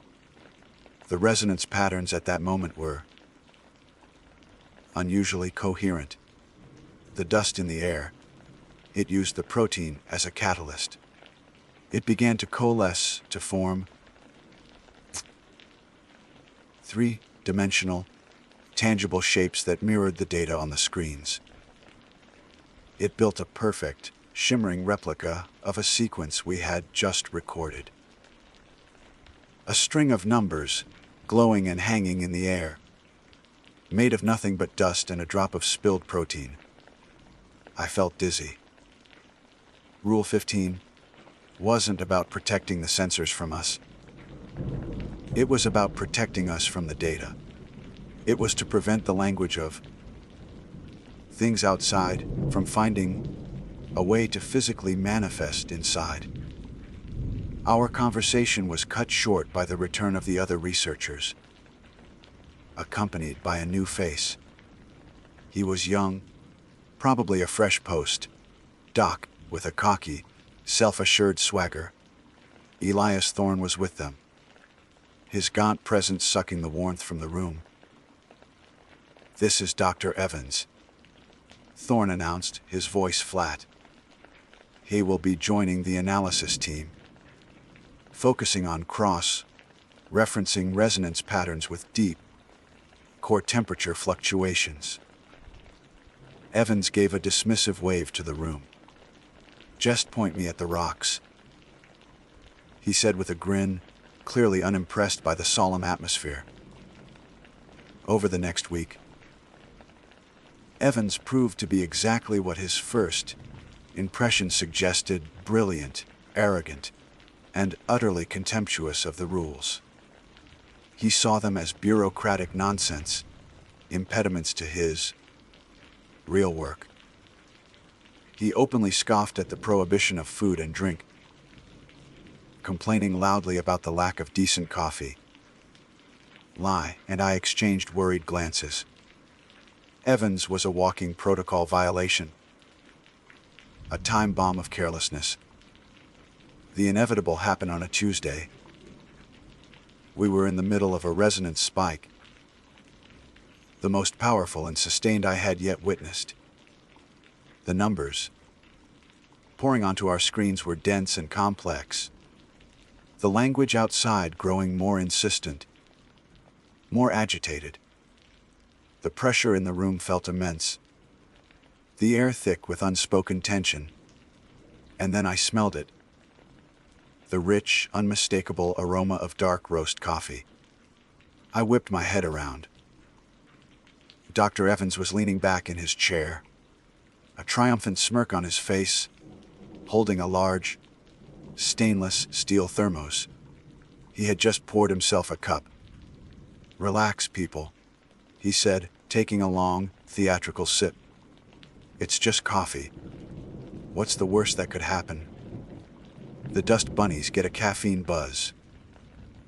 Dr. Lee shot to his feet, his face a mask of pure horror. "Evans, you fool! Put it away!" But it was too late. As Evans set the steaming cup down on his desk, a single drop of black coffee spilled over the rim, landing on the pristine, white surface of his workstation. The reaction was instantaneous and silent. The air around the spilled drop shimmered. The microscopic, invisible particulates we had been breathing, the receptive dust, were drawn to it. It was like watching iron filings align to a magnet, but in 3 dimensions. A small, swirling vortex of glittering dust, no bigger than a fist, formed directly over the coffee droplet. The liquid was consumed, drawn up into the vortex, not as steam, but as a catalyst. The vortex began to glow with a soft, internal, blue-white light, and then it began to change. With a smooth, silent, and utterly horrifying precision, the swirling dust coalesced. It elongated, twisted, and solidified, hanging in the air, exactly where the steam from the coffee cup should have been, was a glowing, 3-dimensional object. It was a perfect, tangible manifestation of the first numerical sequence on Evans's screen. The number 7, followed by a complex, alien glyph that looked like a stylized, 6-fingered hand. It pulsed with a soft, malevolent light, a piece of a language not meant for human eyes, now given physical form in our sterile lab. Evans stared, his arrogant smirk gone, replaced by slack-jawed terror.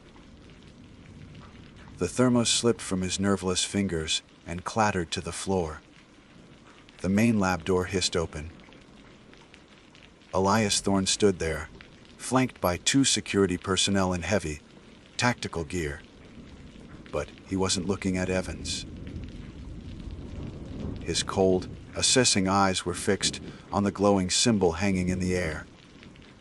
And on his face was not anger or surprise, but the grim, wary resignation of a man who knew this was not a breach of protocol, but a breach of containment. The silence in the lab was absolute, broken only by the frantic, ragged gasps of Dr. Evans. The glowing symbol, a piece of impossible language given form, hung in the air like a declaration of cosmic treason. Elias Thorne's reaction was not one of panic, but of chilling, practiced efficiency. He raised a small, black device from his belt and pointed it at the manifestation. He didn't speak. He simply pressed a button. There was no sound. but the air itself seemed to scream. The glowing glyph convulsed violently, its light flickering like a dying star. It folded in on itself, the elegant, alien lines collapsing into a chaotic scramble, before dissolving completely, falling to the floor as a shower of inert, gray dust. The two security personnel moved past Thorn with a terrifying, fluid grace. They didn't address the protocol violation. They addressed the violator. One clamped a hand over Evans's mouth to stifle his hysterical babbling, while the other lifted him from his chair. If he weighed nothing, he requires recalibration. Torn stated, his voice as cold and empty as the space between galaxies. It was the most terrifying euphemism I had ever heard. They dragged Evans out of the lab, his muffled cries ceasing abruptly as the door hissed shut. Thorn turned his gaze to Dr. Lee and me. There was no anger, only a deep, abyssal wariness. "I see you've been educating our new colleague, Dr. Lee," he said, his tone making it clear he knew everything that had been said. "It saves time. You both understand, now, that the rules are not for our convenience. They are for our survival." He gestured to the holographic display in the center of the room. "We call it the Esoterra anomaly. It is not geological, Dr. Finch. It is biological, or perhaps mimetic. It is an intelligence of immense age and power, trapped deep within the lithosphere beneath our feet. It is not from space, it is from within. It doesn't perceive reality as we do. It sings it. The resonance patterns we record are its language, its thoughts, its attempts to find a sympathetic frequency in our world. This facility is not a laboratory. It is a dampener.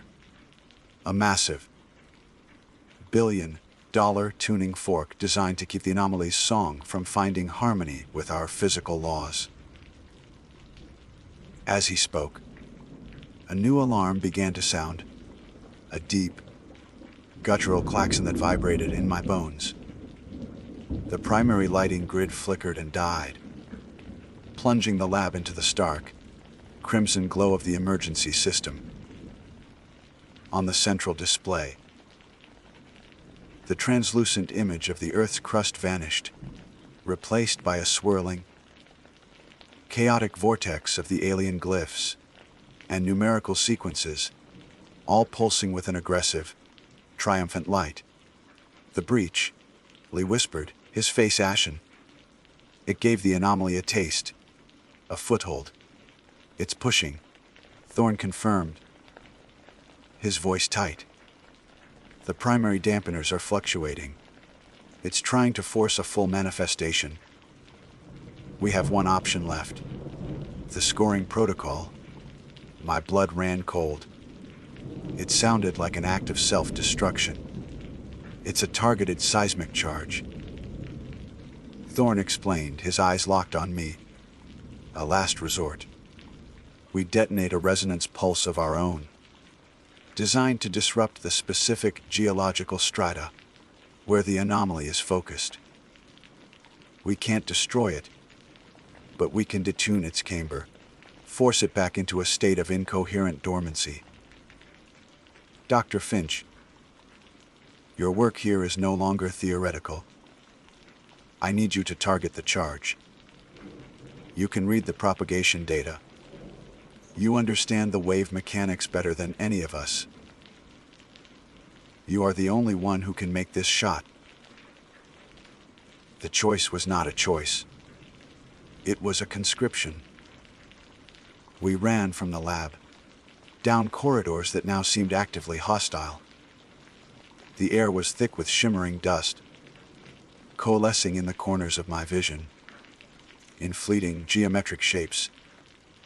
The numerical sequences were no longer confined to screens. They were etching themselves onto the concrete, walls in faint, glowing lines, a constant, silent scream. We passed an open doorway to a small break room. On a table sat a forgotten, half-eaten apple. The organic matter had become a nucleus for a pulsating, tumorous mass of crystalline fibers that twitched and grew even as we watched. A grotesque fusion of orchard and alien geometry. Our destination was Level 7, the seismic core. The journey felt like a descent into hell. The vibrations grew stronger with every level we descended, the klaxon a constant, maddening heartbeat. The core was a vast, spherical chamber, its walls a mesh of conduits and glowing sensors. In the center, suspended in a web of magnetic containment fields, was the scour, a massive, drill-like device tipped with a complex array of resonance emitters. A single control console stood on a gantry overlooking it. The vibrations were now so intense that the metal floor hummed, and my teeth ached in my skull. The air was alive with dust, forming and dissolving six-fingered hands that reached for us from the shadows. Lee and Thorne stood back to back, using handheld sonic emitters to dissipate the larger manifestations that swirled around us. "Finch, now!" Thorne yelled over the din. I scrambled onto the gantry, my hands flying over the console. The screen was a waterfall of the anomaly's language, but interwoven with it was the seismic data I understood. I had to isolate the primary frequency of the anomaly, calculate the precise counter frequency, and aim the scour at a point 5 miles beneath our feet, a task requiring hundreds of minute calculations. As I worked, the numbers on the screen began to speak in my mind. It was not a sound, but a direct transmission of concepts, of knowledge, of promises of understanding the fabric of the universe. A six-fingered hand of pure thought reached into my consciousness, offering to guide my fingers to show me the correct answer. It was the ultimate temptation, the final test of Rule Phi 21. I squeezed my eyes shut, focusing only on the pure mathematics, on the cold, hard physics. I ignored the siren song of the numbers. I saw the target solution, a fleeting window of opportunity. With a guttural cry, I locked in the final coordinates and slammed my palm down on the large, red activation panel. The klaxon stopped. The vibration ceased. The world did not erupt in fire and thunder, but in its opposite. A wave of pure, absolute silence expanded from the scour. It was not the absence of sound. It was the sound of absence. A null wave that erased everything it touched.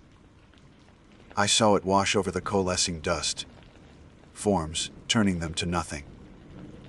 I saw it hit Lie and Thorne, their forms dissolving like smoke. I felt it coming for me, a wave of perfect, cleansing oblivion. And then, nothing. I awoke to the sting of grit in my eyes and the heat of a rising sun on my face. I was lying in the sand, miles from the facility, or where the facility had been. In the distance, a vast, smoking crater scared the desert floor, a wound in the earth that was still weeping smoke into the morning sky. I was alone. I staggered to my feet, my body aching. I checked my pockets, my wallet, my keys, and the single, laminated card with the rules. I started walking towards the distant, shimmering line of the highway, a lone survivor of a war no one knew had been fought. I am writing this now from a cheap motel room, hundreds of miles away. I am writing it because I have to. I am the only record. But that is not the only reason. I am writing because the silence did not last. The numbers are still in my head.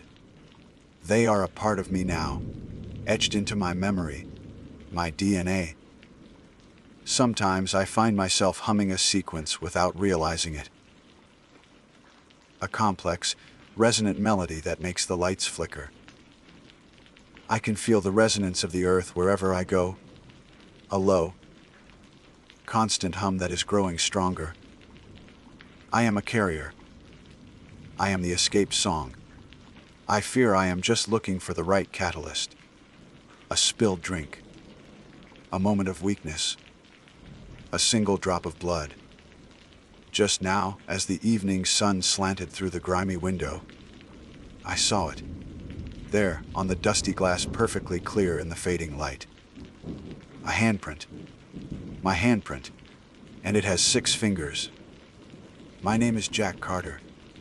Before I traded my world for a 10 by 10-foot room in the sky, I was just another cog in the corporate machine. For 8 years, I worked as a mid-level project manager for a logistics company in Seattle. My days were a monotonous blur of spreadsheets, conference calls, and the artificial chill of an air-conditioned office. I lived in a small apartment, where the constant hum of traffic was my lullaby, and my most meaningful relationship was with a barista who knew my coffee order by heart. The decision to leave wasn't a sudden epiphany. It was a slow erosion of the soul. I was 31, unattached, and felt a profound sense of dislocation, as if I were watching my own life from a great distance. The wilderness had always been a distant dream, a romantic notion I'd read about in books. So, when I stumbled upon a job posting for a seasonal fire lookout in the Kootenai National Forest of Montana, it felt less like a choice and more like a lifeline. The pay was surprisingly good, a testament, I assumed, to the extreme isolation the job entailed. For me, that isolation wasn't a drawback. It was the primary selling point. The application process was surprisingly straightforward, almost suspiciously so. A few online forms, a background check, and a single, crackly phone interview with a man named Henderson, the district ranger. His voice was like gravel rolling downhill, and he wasted no time on pleasantries. "You understand what this job is, son?" he'd asked. "It's not a vacation. It's you, the sky, and a million acres of trees that want to catch fire. You see smoke, you radio it in. That's it. You'll be alone. I mean truly alone. For months. Can you handle that?" "Yes, sir. I believe I can," I'd replied, trying to sound more confident than I felt. "We'll see," he grunted, and that was that. A week later, I received an email with a start date and a list of supplies to bring.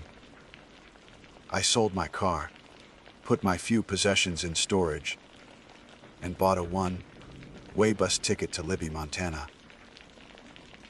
The journey itself was a process of shedding my old skin. With every mile east, the concrete jungle of Seattle gave way to rolling hills, then sprawling plains, and finally, the jagged, imposing peaks of the Rocky Mountains. Henderson met me in Libby. He was exactly as I'd pictured, tall, leathery, with a face carved by wind and sun, and eyes that seemed to hold the vast, empty landscape in their gaze. We didn't talk much on the 2-hour drive in his dusty Forest Service pickup. The paved road quickly became a gravel one, which then devolved into a deeply rutted dirt track that seemed to claw its way up the mountainside. The forest pressed in on all sides, a dense, silent wall of pine and fir. Finally, he pulled over where the track became impassable. "This is as far as the truck goes," he said, gesturing with his chin towards a steep, narrow trail. "Tower's a 2-mile hike from here. Let's get your gear." The hike was grueling. We loaded my supplies onto a pack mule. He had tethered nearby, and I followed him up the switchbacks, my city lungs burning in the thin mountain air. The silence was absolute, broken only by the crunch of our boots on the trail and the occasional cry of a hawk circling high above. And then I saw it. Perched atop the highest peak, like a lonely sentinel, was the Thistle Peak Lookout. It was an old structure, built on a 50-foot steel frame. The cabin at the top was small, with glass windows on all 4 sides, surrounded by a narrow catwalk. It looked both incredibly vulnerable and stubbornly permanent against the endless blue sky. Henderson led me up the steep, clanging metal stairs. The view from the top stole my breath. It was a 360-degree panorama of raw, untamed wilderness. A sea of green, ridgeline after ridgeline, stretched to the horizon in every direction. There wasn't a single sign of human civilization. No roads, no buildings, no lights. Just the mountains and the sky. It was the most beautiful and the most intimidating thing I had ever seen. "Your world," Henderson said, his voice flat. The cabin was Spartan but functional. A small bed was folded against one wall. A wood-burning stove stood in the corner, and a desk with a map table and an old-fashioned radio sat by the window.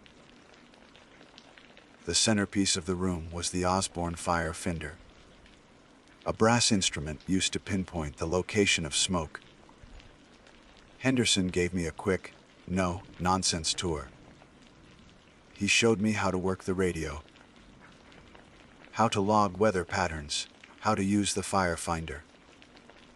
He pointed out the cistern that collected rainwater and the outhouse a short, terrifying walk from the base of the tower.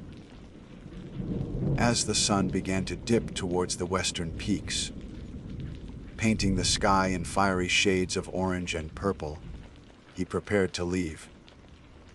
He placed a set of keys on the desk and then pulled a single laminated sheet of paper from his jacket pocket. It was typed, the letters slightly faded.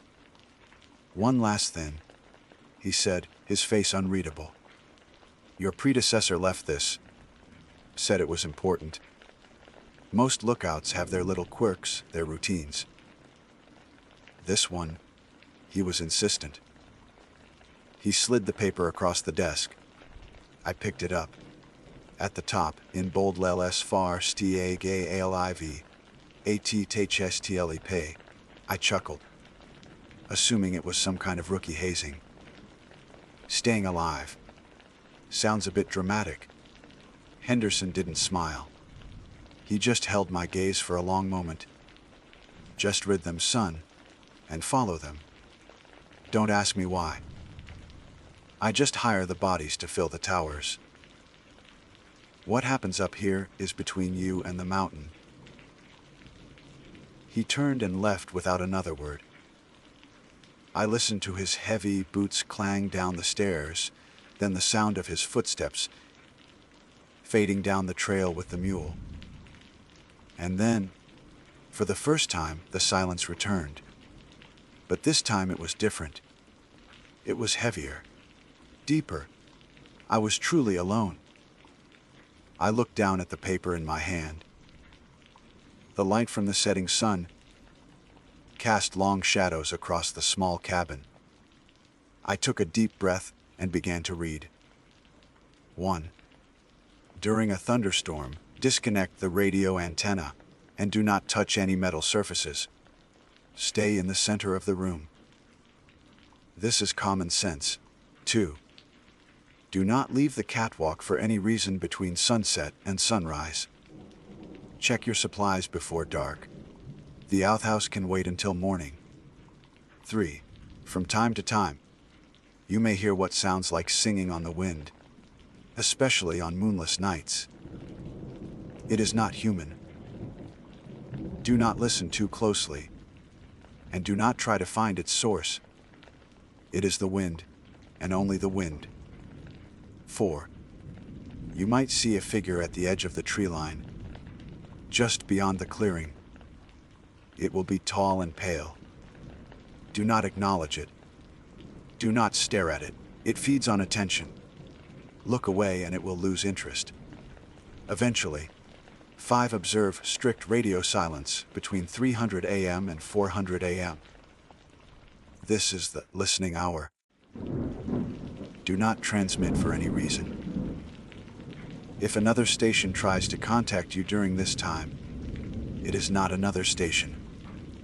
Do not answer. 6. The old iron bell at the base of the tower is rusted through. It cannot ring. If you hear it ring once, go to the radio desk.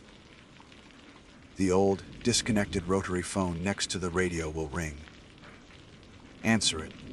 Say nothing. Listen to the message, then hang up. Forget what you heard. 7. This is the most important rule. Never, under any circumstances, let anyone or anything inside the tower after dark. They might sound like a lost hiker. They might sound like Henderson. They might even sound like someone you love. They will beg. They will plead. They will scream. Do not open the door. You are the lookout. You must keep watch. And you must keep the door locked. I read the list twice, then a third time. A cold knot formed in my stomach.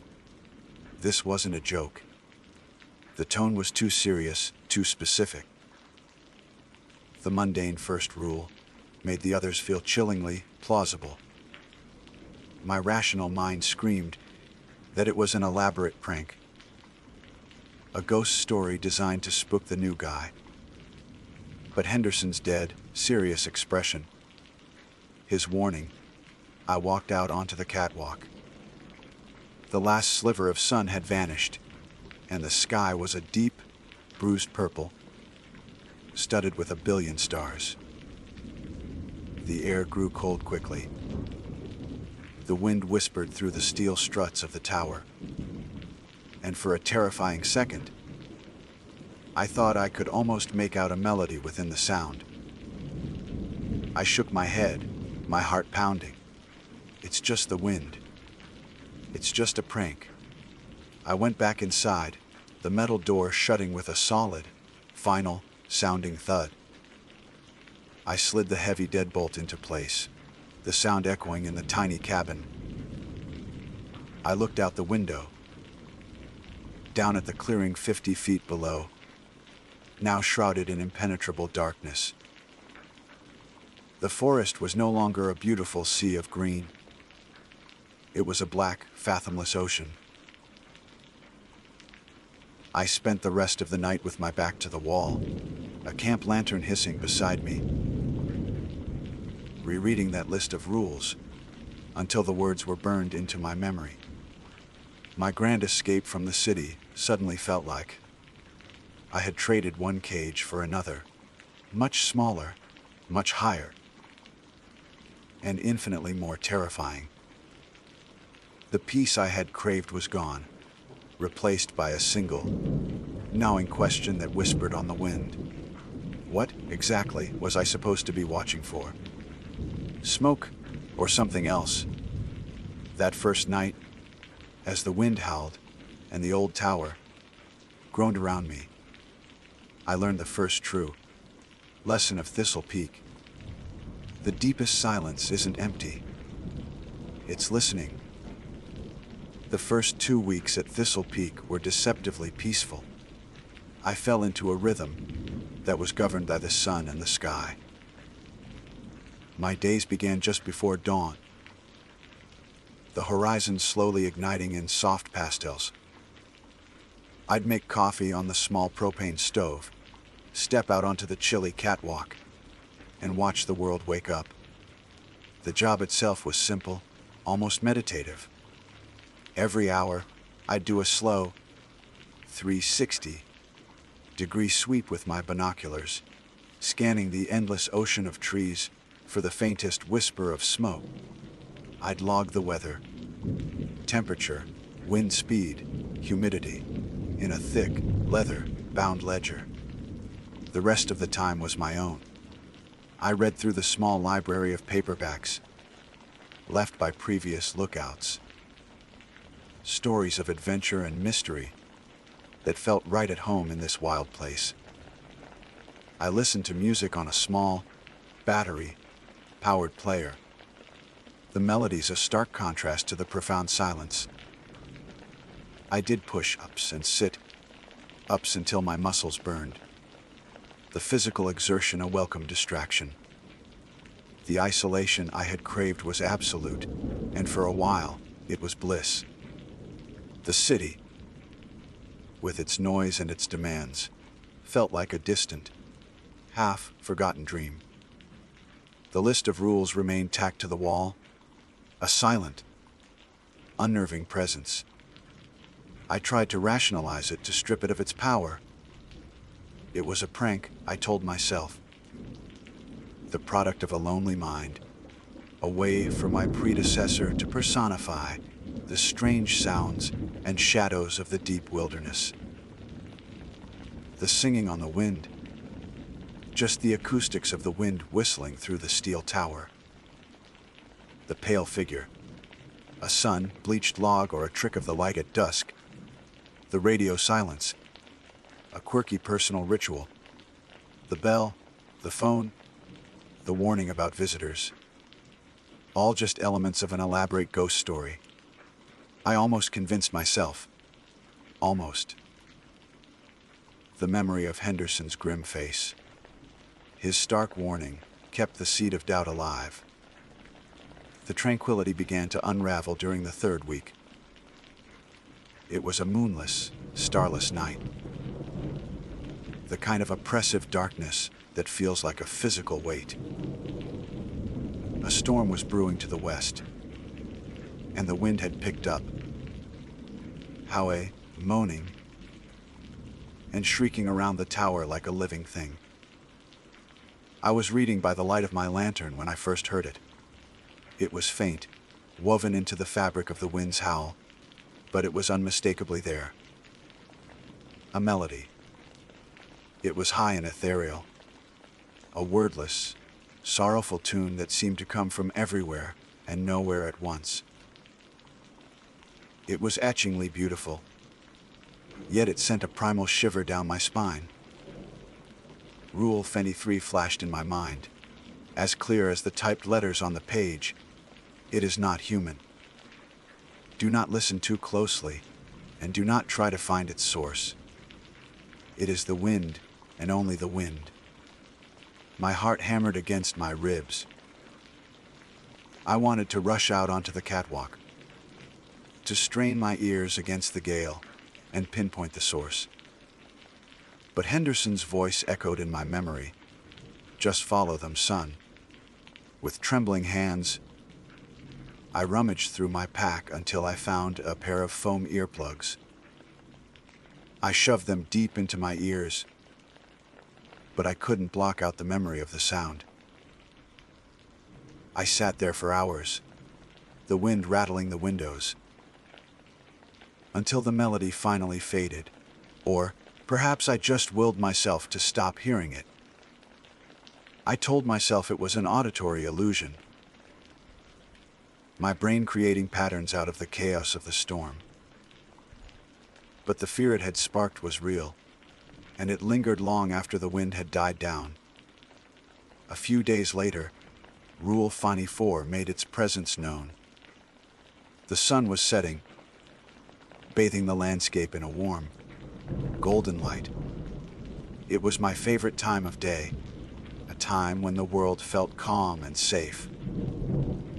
I was doing my evening scan with the binoculars, sweeping them across the familiar ridgelines. As I brought my view back to the clearing directly below the tower, I saw a flash of white against the deep green of the pines. I lowered the binoculars for a second, blinking, then raised them again, zeroing in on the spot. My breath caught in my throat. It wasn't a log. It wasn't a patch of snow. It was a figure. It stood just inside the tree line, partially obscured by the shadows of the ancient firs. It was tall, impossibly so, and slender to the point of being skeletal. Its color was a stark, sickly white, like a mushroom that had grown in utter darkness. It was perfectly still, and though I couldn't make out any features, I felt an overwhelming, bone-deep certainty that it was watching me. Do not acknowledge it. Do not stare at it. It feeds on attention. Look away and it will lose interest. Eventually, my hands started to shake violently. Every instinct screamed at me to keep watching, to analyze it, to understand what I was seeing. But the rule was a frantic, desperate command in my head. I ripped the binoculars from my eyes and stumbled back from the window, my heart racing. I forced myself to turn away, to face the inside of the cabin. I grabbed a book, my hands leaving damp. Sweaty prints on the cover. I stared at the page, the words swimming before my eyes, a meaningless jumble of black ink. The feeling of being watched was a physical pressure against my back. I could feel its gaze on me, a cold, hungry weight. I didn't dare look back. I stayed like that for what felt like an eternity, until the last of the light had faded from the sky, and the cabin was plunged into darkness. When I finally summoned the courage to look out the window again, the tree line was empty. The clearing was deserted, but I knew it had been there. The peace I had so carefully constructed was gone, replaced by a gnawing, ever-present dread. The incidents began to form, a terrifying new routine. The singing would return on the windiest nights, a siren song of the lonely peaks. The pale figure would appear at the edge of the trees, every few days, a silent, motionless spectator to my solitude. I started a new log, hidden in the back of the official weather ledger. In it, I documented every strange occurrence, noting the time, the weather, the moon phase, desperately trying to find a logical pattern, a rational explanation that would allow me to sleep at night.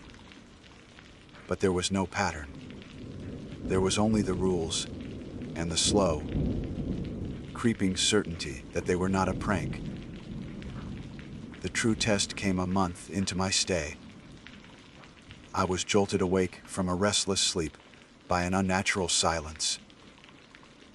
The constant whisper of the wind was gone. The air was still and heavy. I glanced at my watch, its glowing face a small point of light in the oppressive dark. 3:15 a.m. The listening hour. My blood ran cold.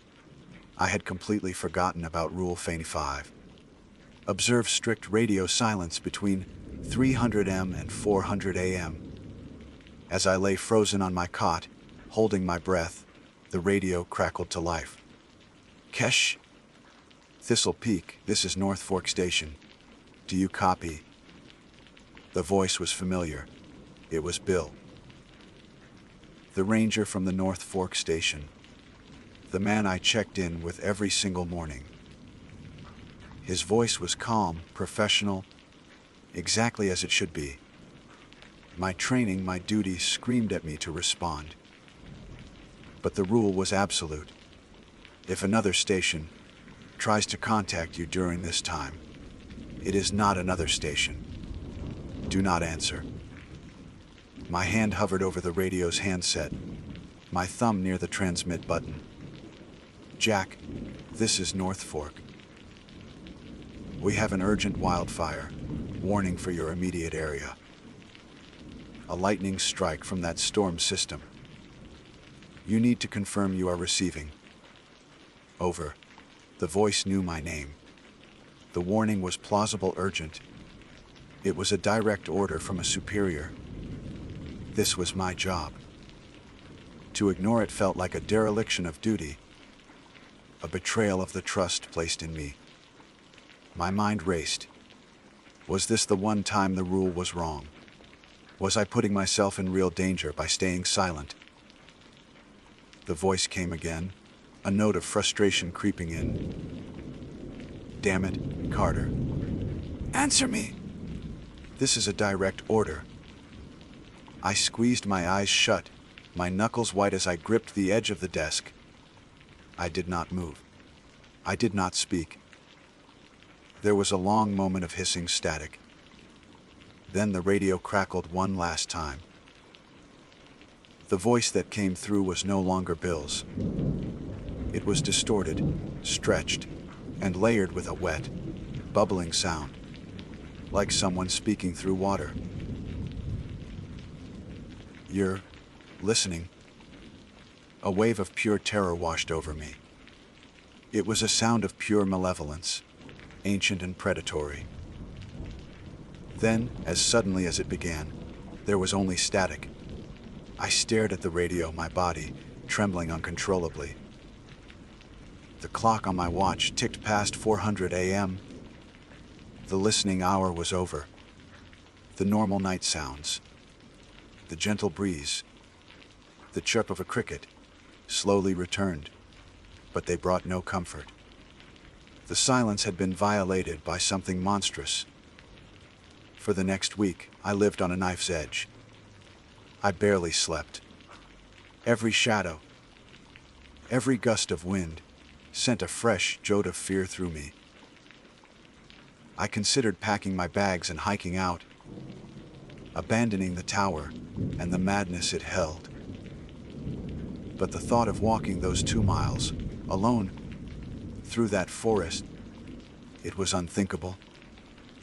I felt safer 50 feet up, behind a locked door. On the 8th day after the radio incident, a new kind of weather rolled in. A thick, cold fog descended upon the mountain, a dense, white wall that erased the world. Visibility dropped to less than 10 feet. The tower felt like an island in a blank, featureless void. The silence was absolute, muffled by the oppressive dampness. I was pacing the small cabin, feeling more trapped than ever, when a sound cut through the fog. Clang. It was a single, impossibly clear metallic note. It came from the base of the tower. My heart stopped. Rule Fate 6. The old iron bell at the base of the tower is rusted through. It cannot ring. I had seen it myself on my first day. It was a massive orange rust, the clapper frozen in place. It was impossible. I stared, wide-eyed, towards the radio desk. As if summoned by the thought, the old, black rotary phone, the one Henderson had told me was disconnected decades ago, began to ring. Its shrill, piercing shriek was an obscenity in the fog, shrouded silence. It rang and rang, a relentless, terrifying summons. I knew what the rule said. I had to answer it. I had to listen. With legs that felt like lead, I stumbled towards the desk, my hand reaching for the cold, black receiver. The shrill ringing of the rotary phone was a physical assault. It cut through the thick, muffling fog and directly into my skull. Each ring seemed to last an eternity, a sound that had no place in this world of wind and wood and stone. My hand, slick with cold sweat, trembled as it hovered over the receiver.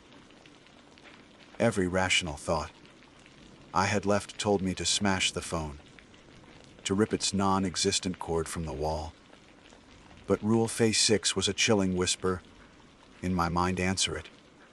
Say nothing. Listen to the message, then hang up. Forget what you heard. Forget what you heard. How could a rule command you to forget? With a final, shuddering breath, I snatched the receiver from its cradle. The ringing stopped instantly. The silence that rushed in was somehow worse, thick with anticipation. I pressed the cold bakelite to my ear, my knuckles white, my jaw clamped so tight my teeth ached. I followed the rule. I said nothing.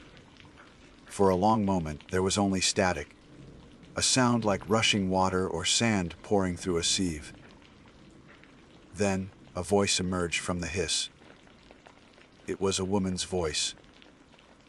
Faint and distant, cracked with age and sorrow.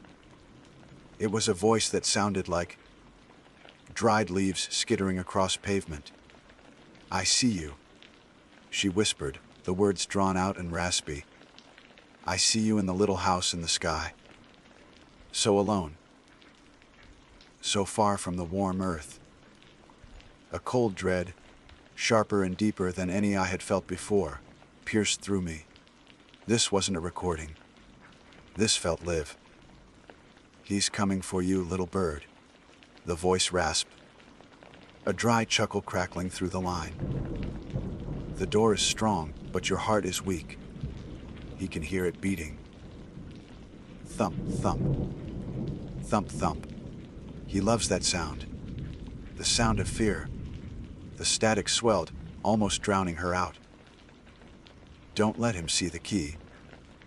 She hissed, her voice suddenly urgent, desperate. He'll take the key. He'll take your name. He'll wear your skin. Don't let him. The line went dead. There was no click, no dial tone. Just an abrupt, empty silence. I stood frozen, the dead receiver still pressed to my ear. My mind reeled. The key. I glanced at the heavy iron key hanging from a nail by the door.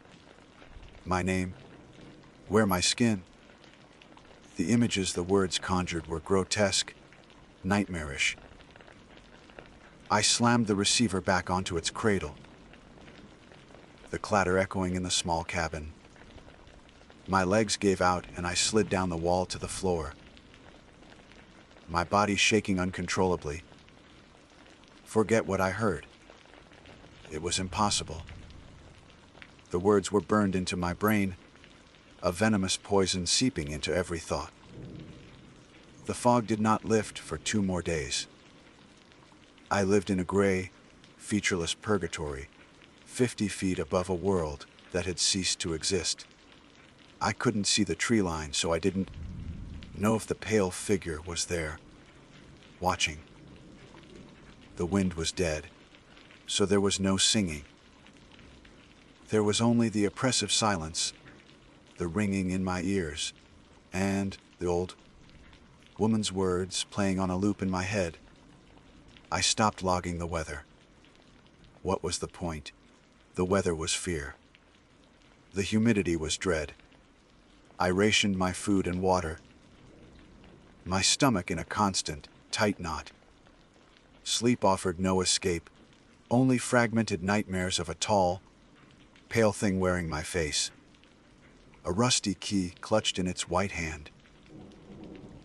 I found myself talking to myself, whispering reassurances that it was all a hallucination, a product of the isolation and stress. But I didn't believe it. I had crossed a threshold. The flimsy veil between my world and something else had been torn away. Thistle Peak wasn't just a lookout tower. It was a cage. Or maybe it was a lighthouse. A tiny point of light in an ocean of ancient darkness. And my job wasn't to watch for fire, but to keep the darkness at bay. On the third day, the fog finally began to recede.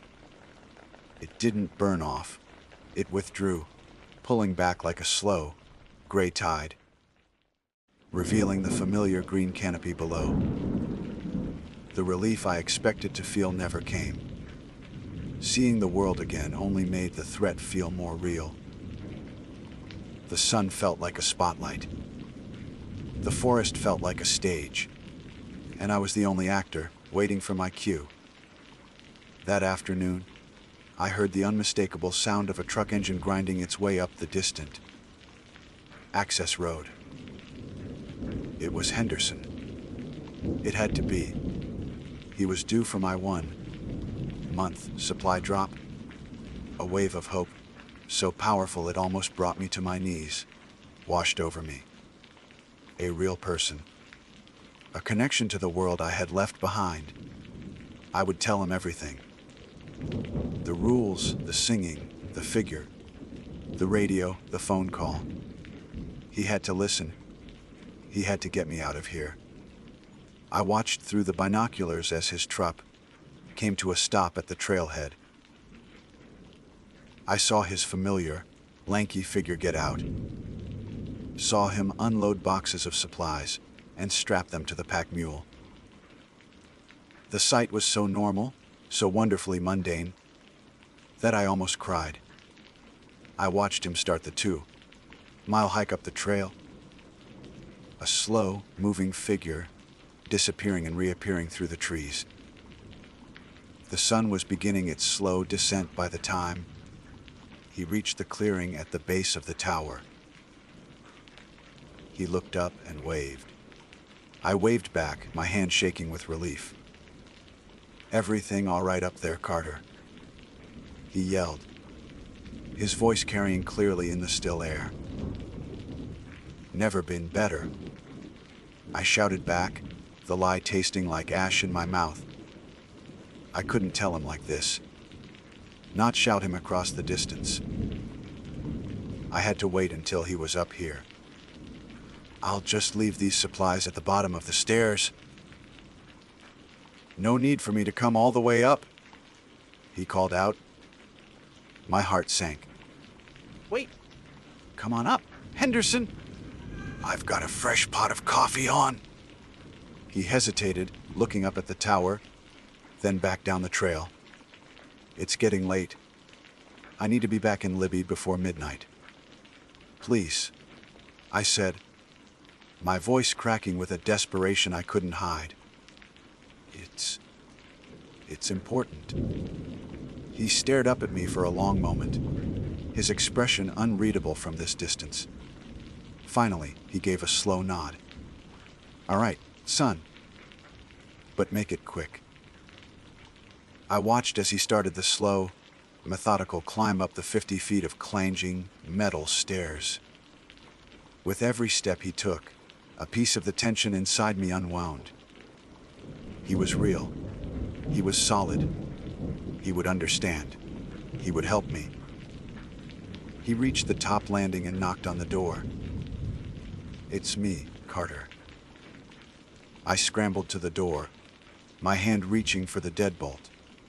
My fingers touched the cold metal, and I froze. Rule Phase 7, the last rule, the most important rule. Never, under any circumstances, let anyone or anything inside the tower after dark. The sun had just dipped below the highest western peak. The sky was on fire, but the forest below was sinking into deep shadow. It was officially after dark. They might sound like a lost hiker. They might sound like Henderson. My blood turned to ice. My hand recoiled from the deadbolt as if it were red hot. "Carter, you gonna let me in? It's getting cold out here," Henderson said, his voice muffled by the thick wooden door. It sounded exactly like him. The same gravelly tone, the same no-nonsense cadence. Just a second.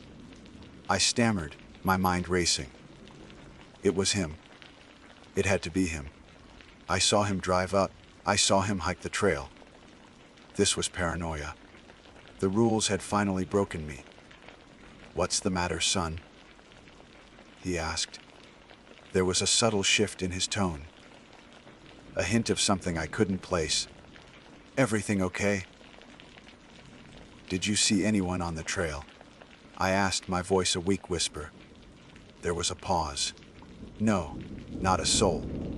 Just me and the mule." "Now open the door, Carter." "This isn't funny." I backed away from the door, my eyes wide with terror.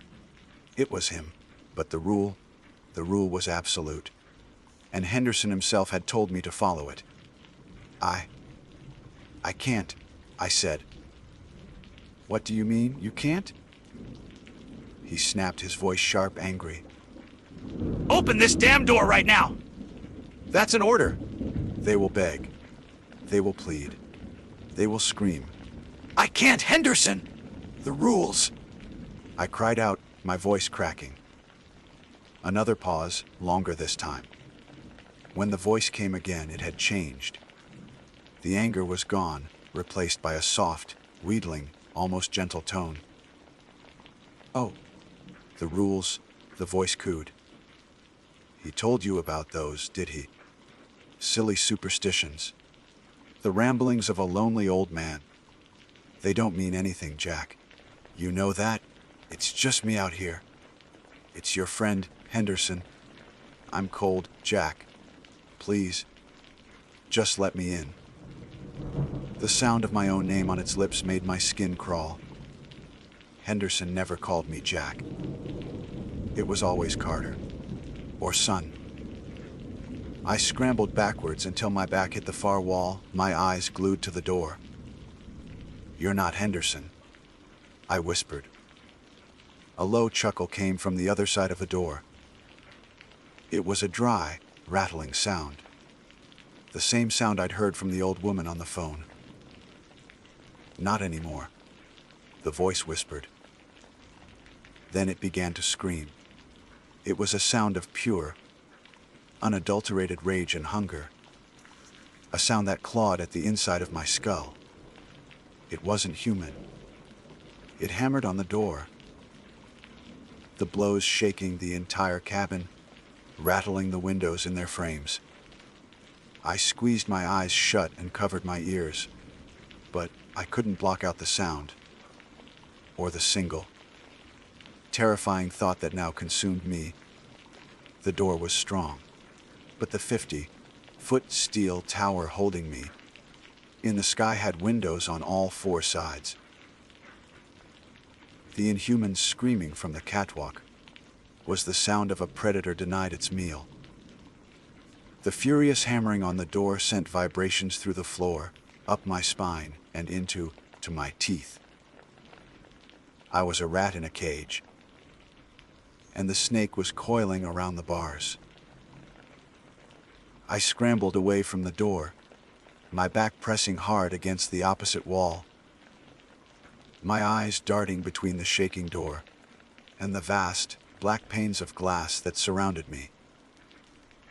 The door was strong, but the windows were my terror. The hammering stopped.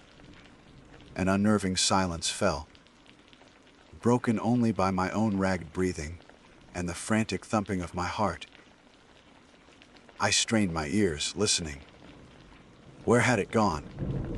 A soft tapping sound began on the window to my left. Tap. Tap. I turned my head slowly, my neck muscles screaming in protest. Pressed against the glass, illuminated by the faint starlight and the dying glow of the horizon, was a face. It was the face of the pale figure from the tree line.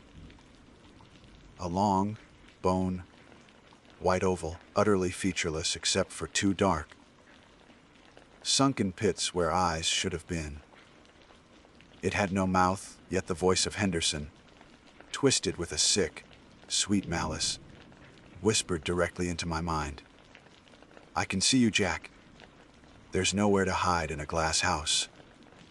I screamed, a raw, guttural sound of pure terror, and threw the heavy weather ledger at the window. It bounced off the glass with a dull thud, doing nothing. The face remained, its empty sockets fixed on me. It raised a long, white, multi-jointed finger and traced a line on the glass, leaving a greasy, phosphorescent trail. "The old woman told you about the key, didn't she?" The voice whispered in my head. "She was the one before you. She held on for a whole season. But she got careless. She dropped the key. Give it to me, Jack. It will be so much easier if you just give me the key." My eyes darted to the heavy iron key hanging by the door. The warning from the phone call echoed in my ears. "He'll take the key. He'll take your name. He'll wear your skin." I finally understood. The key didn't just lock the tower. It locked me in my own identity, my own body. It was the anchor that kept me from being replaced. "No," I yelled, my voice hoarse. The face at the window contorted, the smooth white skin wrinkling like paper. The Henderson voice screamed in my mind, a blast of pure psychic rage. Then it was gone from the window. The hammering on the door began again, more frantic, more violent than before. It wasn't just trying to get in anymore. It was trying to tear the tower apart. I crawled under the map table, curling into a tight ball. It was a child's defense, pathetic and useless, but it was all I had. I shut my eyes and began reciting the rules over and over, like a prayer, a mantra against the madness. Rule 21C. Disconnect the antenna. Rule 22 don't leave the catwalk. Rule 23, it's only the wind. The assault continued for what felt like a lifetime. The creature circled the tower, its form a pale blur in the darkness, its voice a cacophony in my head. Sometimes Henderson, sometimes the old woman, sometimes a chorus of whispers I couldn't understand. It clawed at the windows, the sound of nails on glass setting my teeth on edge. It threw its weight against the door, making the whole structure groan and sway. I stayed huddled under the table, lost in a haze of terror. I don't know when I lost consciousness, but I awoke with a start, not to a sound, but to a change in the light. A soft, gray luminescence was filtering through the windows. Dawn. The tower was silent. The air was still. I crawled out from under the table, my body a symphony of aches and pains. I crept to the window and looked out. The catwalk was empty. The clearing below was deserted. The first rays of the rising sun were tops of the eastern peaks. It was over. For now. But I knew I couldn't stay. Another night in this place would break what was left of my sanity. Survival was no longer about enduring the season. It was about surviving the next 12 hours. I had to leave.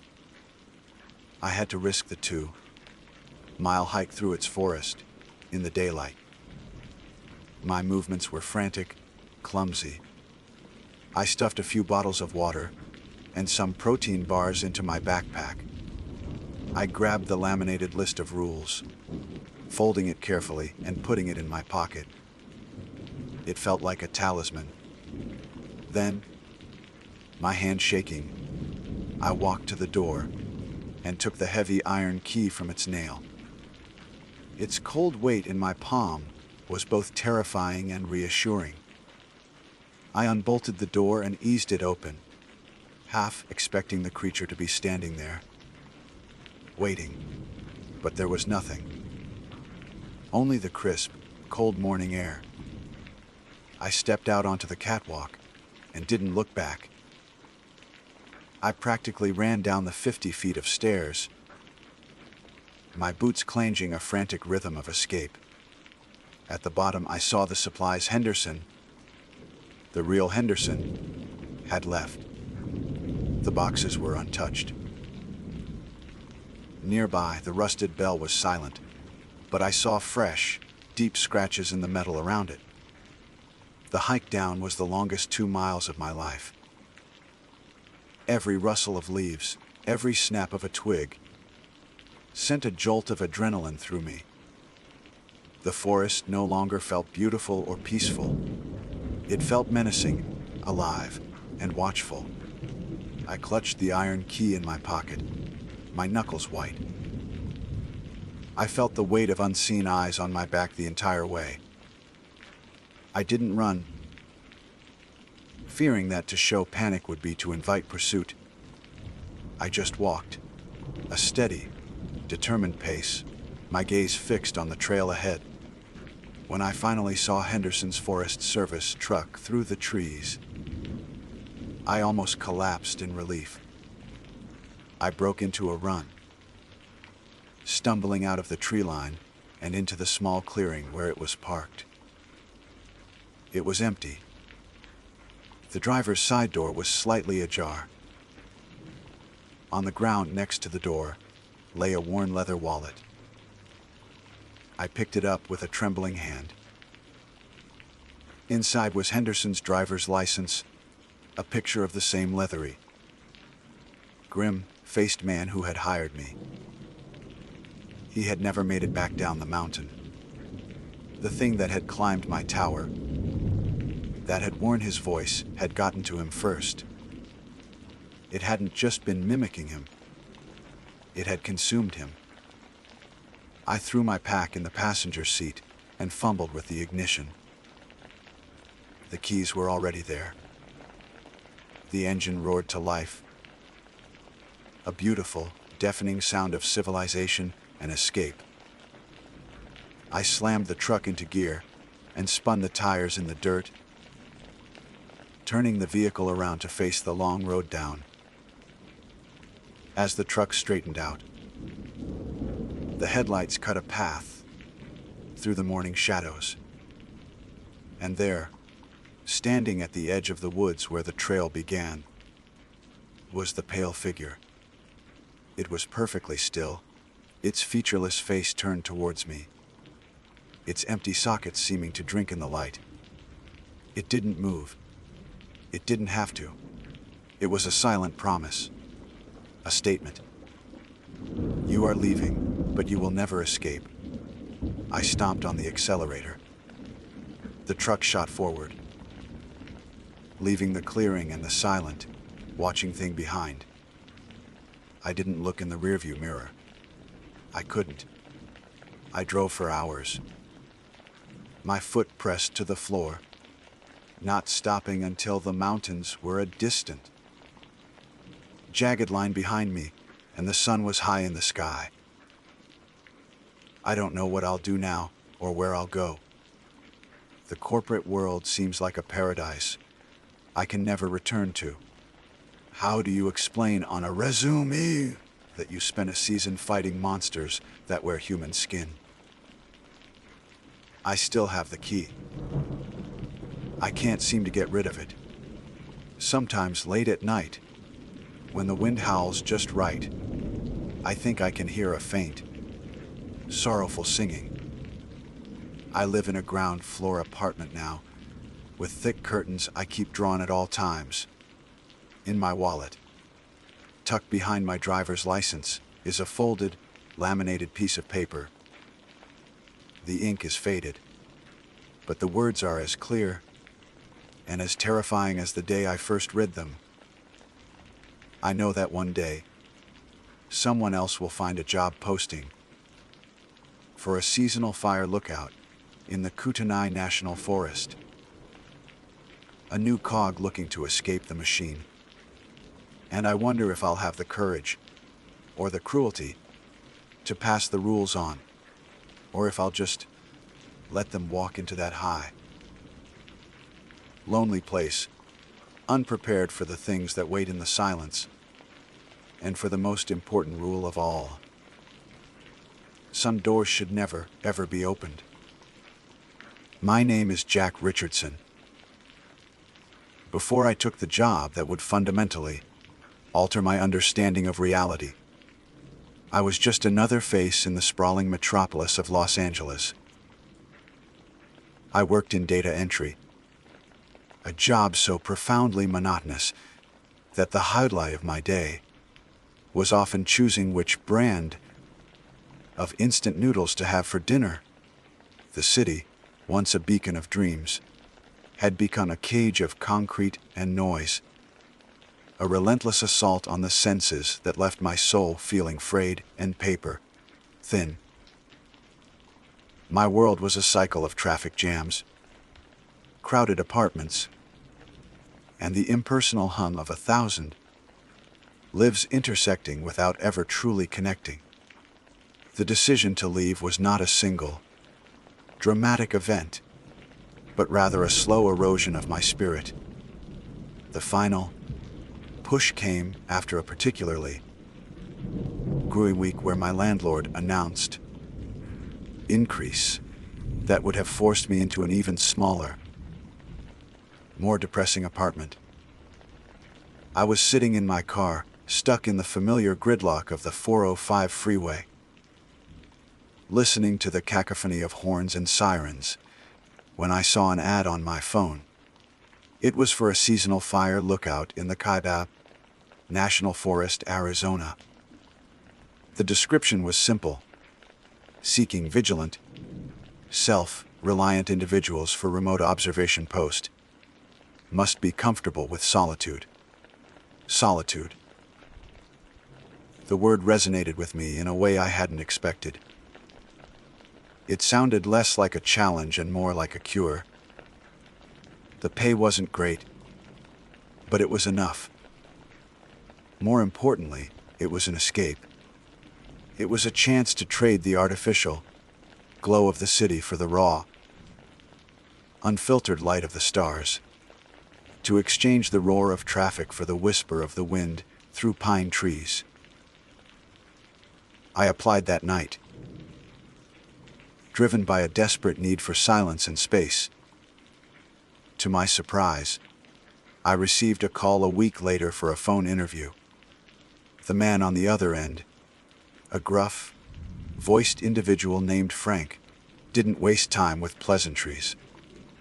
He asked about my experience with the outdoors, minimal, my ability to handle being alone. Untested, but I lied with confidence. And whether I was running from the lost Sioux. Wasn't, but the question itself was unsettling.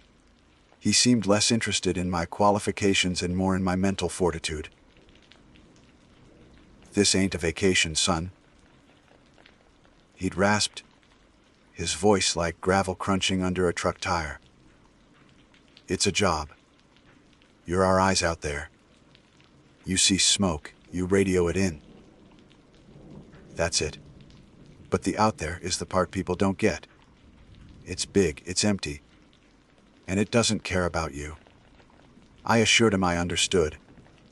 I didn't, not really, but I wanted the job badly enough to say whatever was necessary. He grunted, told me I was hired, and gave me a date to report to the ranger station on the north rim of the Grand Canyon. The drive out of LA felt like a baptism. With every mile I put between myself and the city, I felt a physical weight lifting from my shoulders. The landscape transformed dramatically, the gray urban sprawl giving way to the stark, majestic beauty of the Mojave Desert, which then slowly climbed into the high country forests of Arizona. My cell service vanished 2 hours before I even reached the station. The silence in the car was so complete that it felt loud. Frank was exactly as I'd pictured him. A man in his late 50s with a son, beaten face, a thick gray mustache, and eyes that had seen too many seasons come and go. He shook my hand with a grip like a vise and tossed a set of keys onto the dusty counter of the ranger station. "Richardson, you're later than I thought," he said, though I was 15 minutes early. "Get your gear. We're heading out." The journey to my new home, the Thorpe's Peak Lookout Tower, was another hour on a dirt road that seemed to get progressively narrower and more treacherous. My small sedan scraped bottom more than once. Finally, we arrived at a small clearing, and there it was. The tower was a single, square room walled with glass windows on all 4 sides.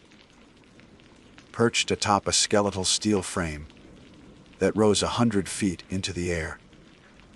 A rickety looking staircase spiraled around the central support. It looked like a lonely sentinel, a fragile outpost of humanity against an overwhelming wilderness of green and brown. Frank led me up the stairs, his heavy boots clanging a steady rhythm on the metal steps. The wind picked up the higher we went, whistling through the steel beams. The room at the top was Spartan but functional: a small bed, a desk with a radio set, a map table, a wood burning stove, and a propane-powered refrigerator. The centerpiece was the Osborne Fire Finder, an old brass instrument used to pinpoint the location of smoke. But the most breathtaking feature was the view. A 360-degree, uninterrupted panorama of the entire world, or so it seemed. Miles upon miles of forest, canyons, and distant mesas stretched out to a horizon that felt impossibly far away. "Your world for the next 3 months," Frank said, gesturing to the landscape with a sweep of his arm. "Nearest town is a 3-hour drive. No neighbors, no visitors, unless they're lost or stupid.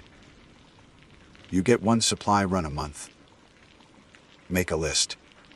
He spent the next hour showing me the ropes, how to operate the radio, how to log weather patterns, how to use the fire fender. It was all straightforward, practical information. I was starting to feel comfortable, even excited. The sheer scale of the solitude was intoxicating. This was what I had craved. Then, as he was preparing to leave, his demeanor shifted. The gruff, no-nonsense park ranger was replaced by someone more serious, more somber. He reached into his jacket and pulled out a single, yellowed sheet of paper, folded neatly into a square. It was laminated, the edges worn smooth with time. "One last thing," he said, his voice low. "The official manual tells you everything you need to know about fighting fires. This," he said, handing me the paper, "tells you everything you need to know about staying alive up here." I unfolded it. The text was typewritten, faded but perfectly legible. At the top it read, "Rules for Thorpe's Peak." I read the first rule. 1. The radio is for reporting smoke and for the nightly check, in at 8 p.m. on Channel 4. Do not use it for idle chatter.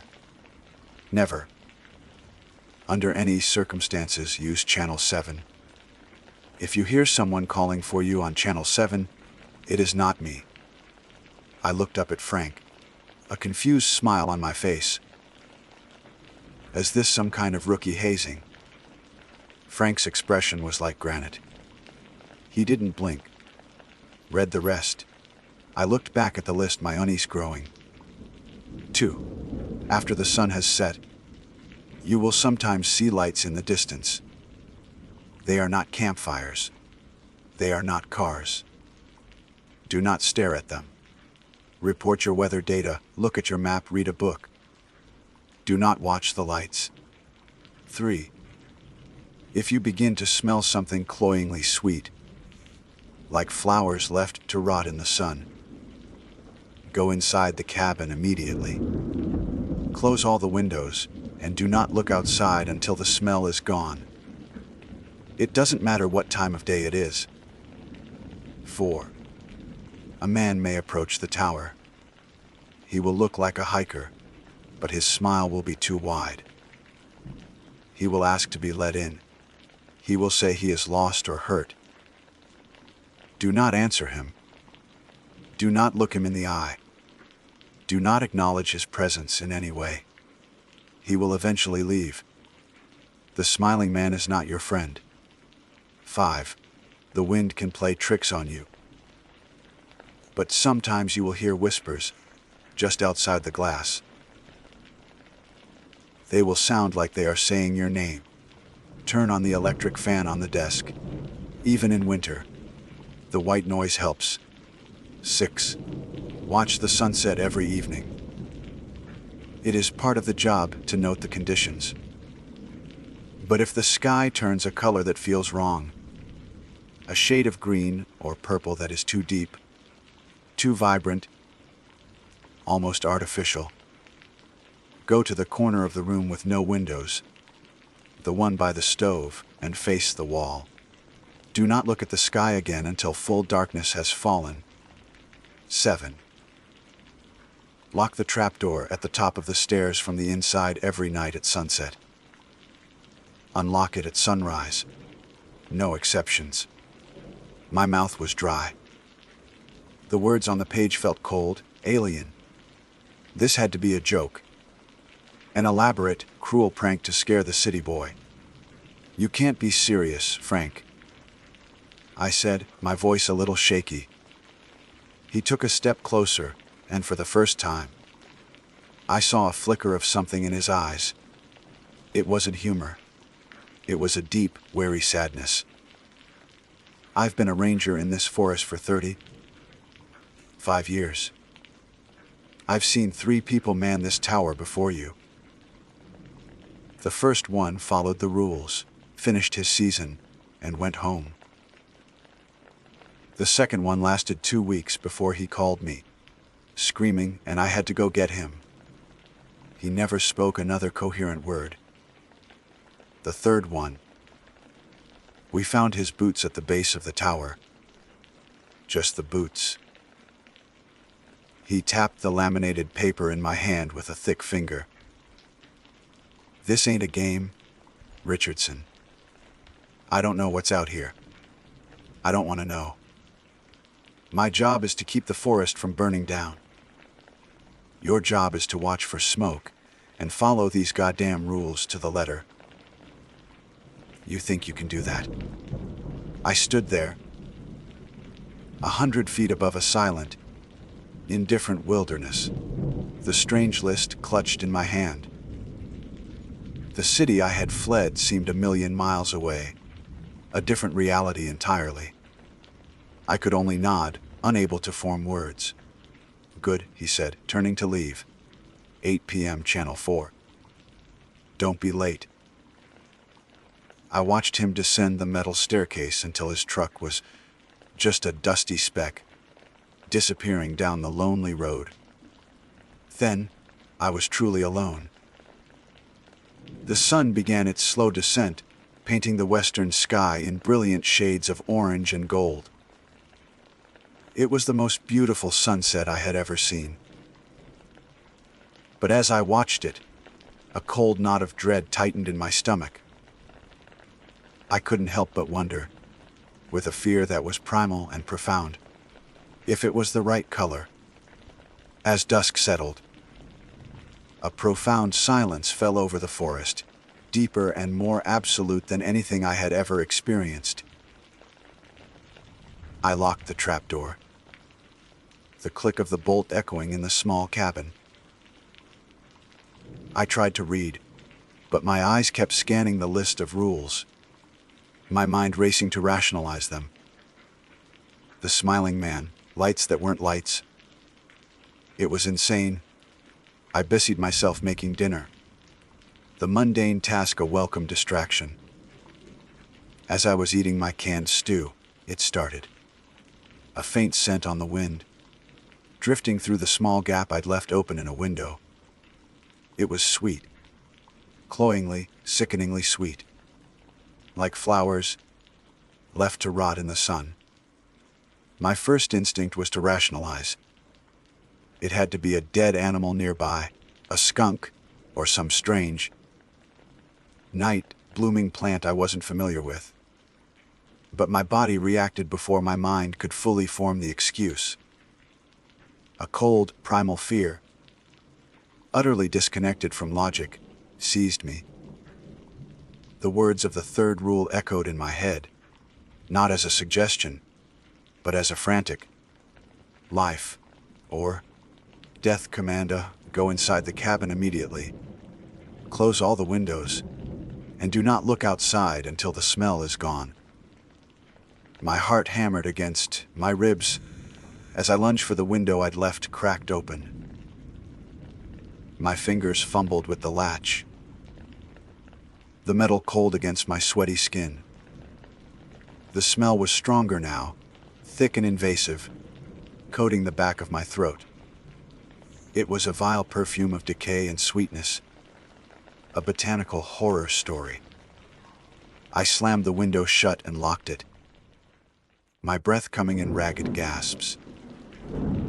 I then scrambled around the small cabin, checking the other windows, ensuring each one was sealed tight, creating a fragile glass barrier between me and the unseen source of that sickening aroma. The temptation to look was immense, a magnetic pull that felt almost physical. My mind screamed with the need to know. What could possibly produce such a scent? Was it some kind of luminous, fungal growth? A predator I couldn't imagine. The rational part of me, the part that still clung to the world of data entry and traffic jams, insisted that a quick glance would solve the mystery and ease my fears. But Frank's grim face floated in my memory. His words about the man who was found screaming and the one who vanished leaving only his boots behind. Fear, thankfully, won the argument. I retreated from the windows, my back pressing against the cool metal of the wood, burning stove.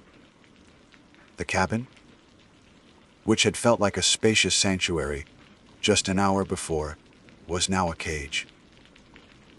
I was 100 feet in the air, trapped in a glass box, and something was outside. The silence was absolute, save for the frantic drumming of my own heart. The smell didn't vanish.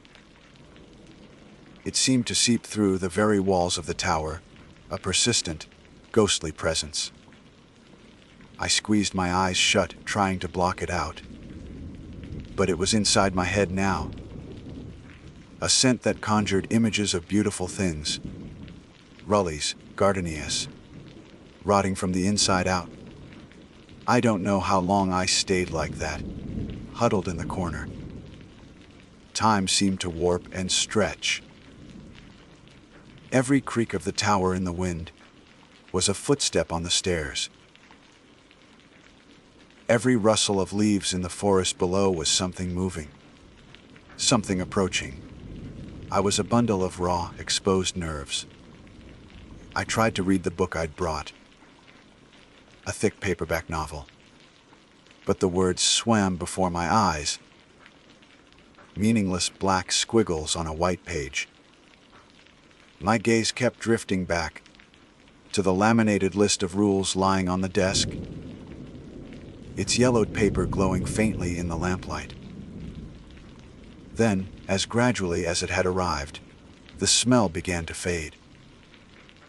It didn't disappear all at once, but thinned out like smoke dissipating on the wind, until all I could smell was the clean, pine, scented air of the forest and the faint metallic tang of the stove. I waited another 10 minutes, my body coiled like a spring, before I dared to move. I crept to the nearest window and cautiously cracked it open, half expecting the putrid scent to rush back in. But there was nothing, just the cool, crisp night air. The relief was so profound it almost brought me to my knees. I leaned my forehead against the cold glass, my body trembling with the aftermath of adrenaline.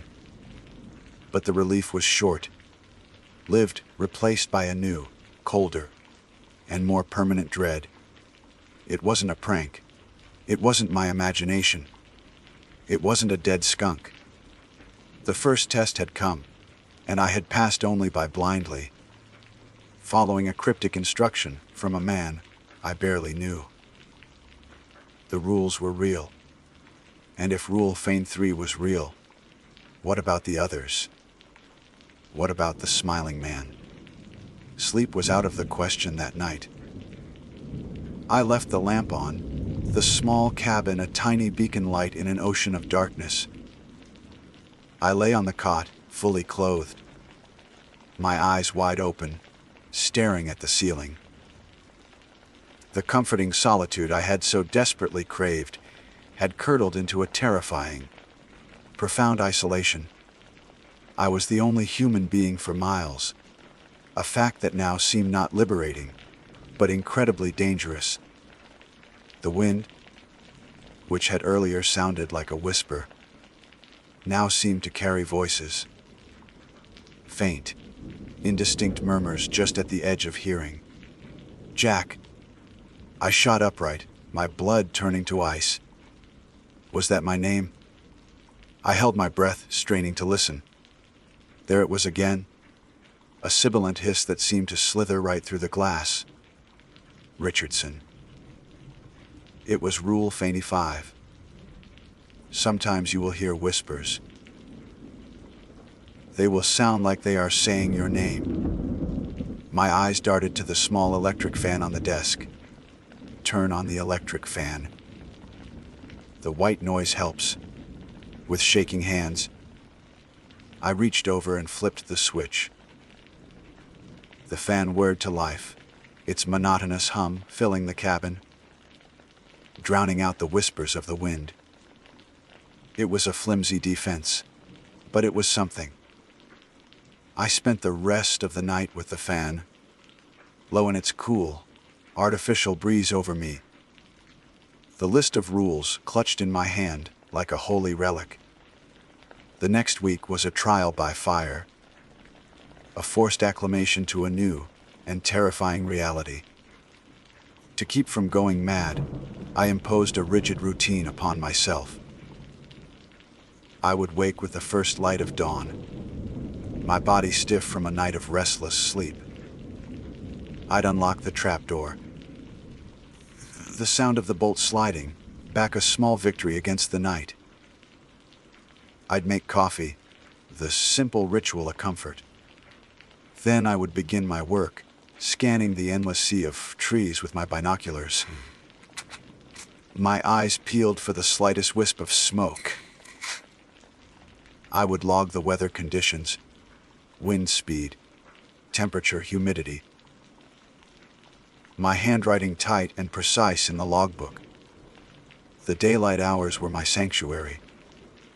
In the sun's warmth, with the vast, stunning panorama of the Kaibab forest spread out before me, I could almost convince myself that the night's events were just stress-induced hallucinations. But as the afternoon sun began its descent, the dread would return, a cold tide rising in my chest. Every sunset was a spectacle of breathtaking beauty, but I could no longer enjoy it. I would watch with a clinical detachment. My mind focused on Rule 86, terrified I would see a sky of the wrong color. Around the fourth night, I saw the lights. I was finishing my nightly log entry when a flicker of movement to the north caught my eye. I raised my binoculars. There, in the distant darkness, perhaps 10 or 15 miles away, was a cluster of lights. My first thought was a campfire. Maybe some illegal campers. But these were not the warm, steady flicker of a fire. They were sharp, cold points of light, like LEDs. And they were moving. They pulsed in an unnerving, unsynchronized rhythm, winking in and out of existence. They drifted sideways, then shot upwards, then hovered, their movements utterly silent and unnatural. They were not cars on a distant road. They were not aircraft. They were exactly what Rule Fight 2 had described lights in the distance. They are not campfires. They are not cars. Do not stare at them. A morbid curiosity, stronger than any I had felt before, gripped me. I wanted to understand. I wanted to keep watching, to track their movements, to try and find a pattern. But Frank's warning was a physical barrier in my mind. I lowered the binoculars, my heart pounding. My hands were trembling so badly, I could barely hold my pen. I forced myself to turn away from the northern windows. Report your weather data, look at your map, read a book. Do not watch the lights. I spread the large topographical map of the forest on the table, pretending to study it, but my mind was a blank. I could feel the lights behind me, pulsing in the darkness. I felt watched, observed by whatever intelligence guided their silent, alien dance. My only tether to the sane world was the 8 p.m. radio check-in. The radio itself had become an object of both comfort and terror. At precisely 800 p.m., I would switch it to Channel 4, my hand unsteady. Thorpe's Peak to Ranger Station, I'd say, my voice sounding small and thin in the quiet cabin. The reply would come a moment later, buried in static. Go ahead, Thorpe's. It was Frank's voice, gruff and blessedly normal. I'll clear at Thorpe's Peak. Weather is... I'd read the data from my logbook. Copy that, Thorpe's. Stay safe out there. Ranger Station out. That was it. The entire exchange lasted less than 30 seconds. But those 30 seconds were everything. They were proof that another human being existed. That the world beyond my 100-foot perch was still there. I never mentioned the smell, the whispers, or the lights. I was terrified of the confirmation. Terrified of what Frank might say, or what he might not say. Admitting it out loud felt like giving it power. On the 8th night, my fragile routine was shattered. I had just finished my check-in with Frank. The static had returned, and I was about to switch the radio off when a new sound cut through the hiss.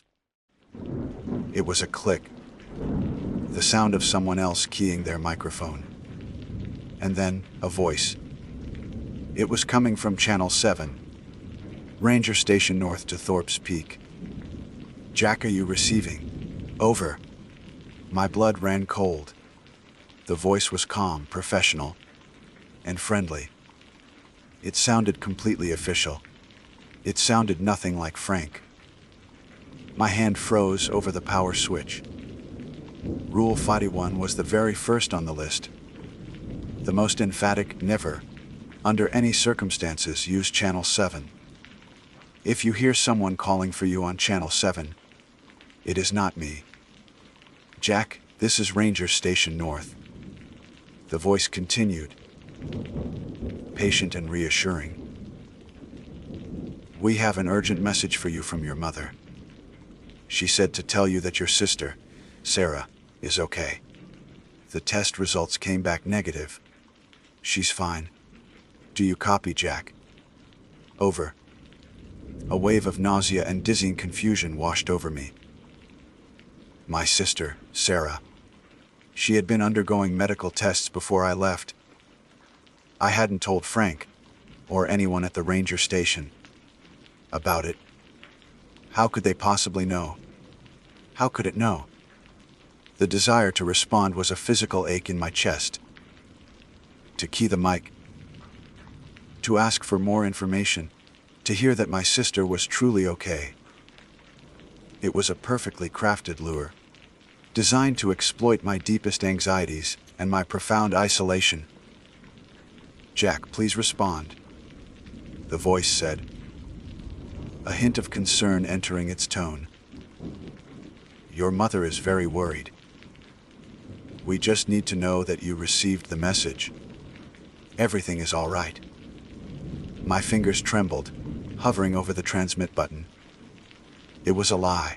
It had to be a lie. It was a trick. This was the thing Frank had warned me about. This was the voice on the forbidden channel. With a surge of pure, unadulterated terror, I slammed my hand down, not on the microphone, but on the power knob, twisting it hard to the off position. The radio fell silent. The only sound was the whirring of the fan and the frantic, desperate gasps of my own breathing. The silence it left behind was a living entity. It was heavy, suffocating, and filled with a triumphant, malevolent intelligence. The game had changed. The things outside weren't just random, mindless phenomena. They were smart. They were watching. And they knew my name. The silence that followed the radio incident was a physical entity. It pressed in on me from all sides, heavy and judgmental. The whirring of the fan was no longer a comfort. It was a frantic, pathetic attempt to deny the truth. The things in this forest weren't just strange phenomena. They were intelligent, manipulative, and deeply, personally cruel. They knew my sister's name. They knew my fears. The tower was no longer a fortress. It was a glass cage on a stick, and I was the specimen being observed. For the next 2 weeks, I lived in a state of heightened, nerve-shredding paranoia. Sleep was a luxury I couldn't afford, snatched in brief, nightmare-filled increments of an hour or two. I ate, but the food tasted like ash in my mouth. My days were spent performing my duties with a robotic, joyless precision. I scanned the horizon for smoke, my eyes burning from lack of sleep and constant strain. I logged the weather data, my hand shaking so much the numbers were barely legible.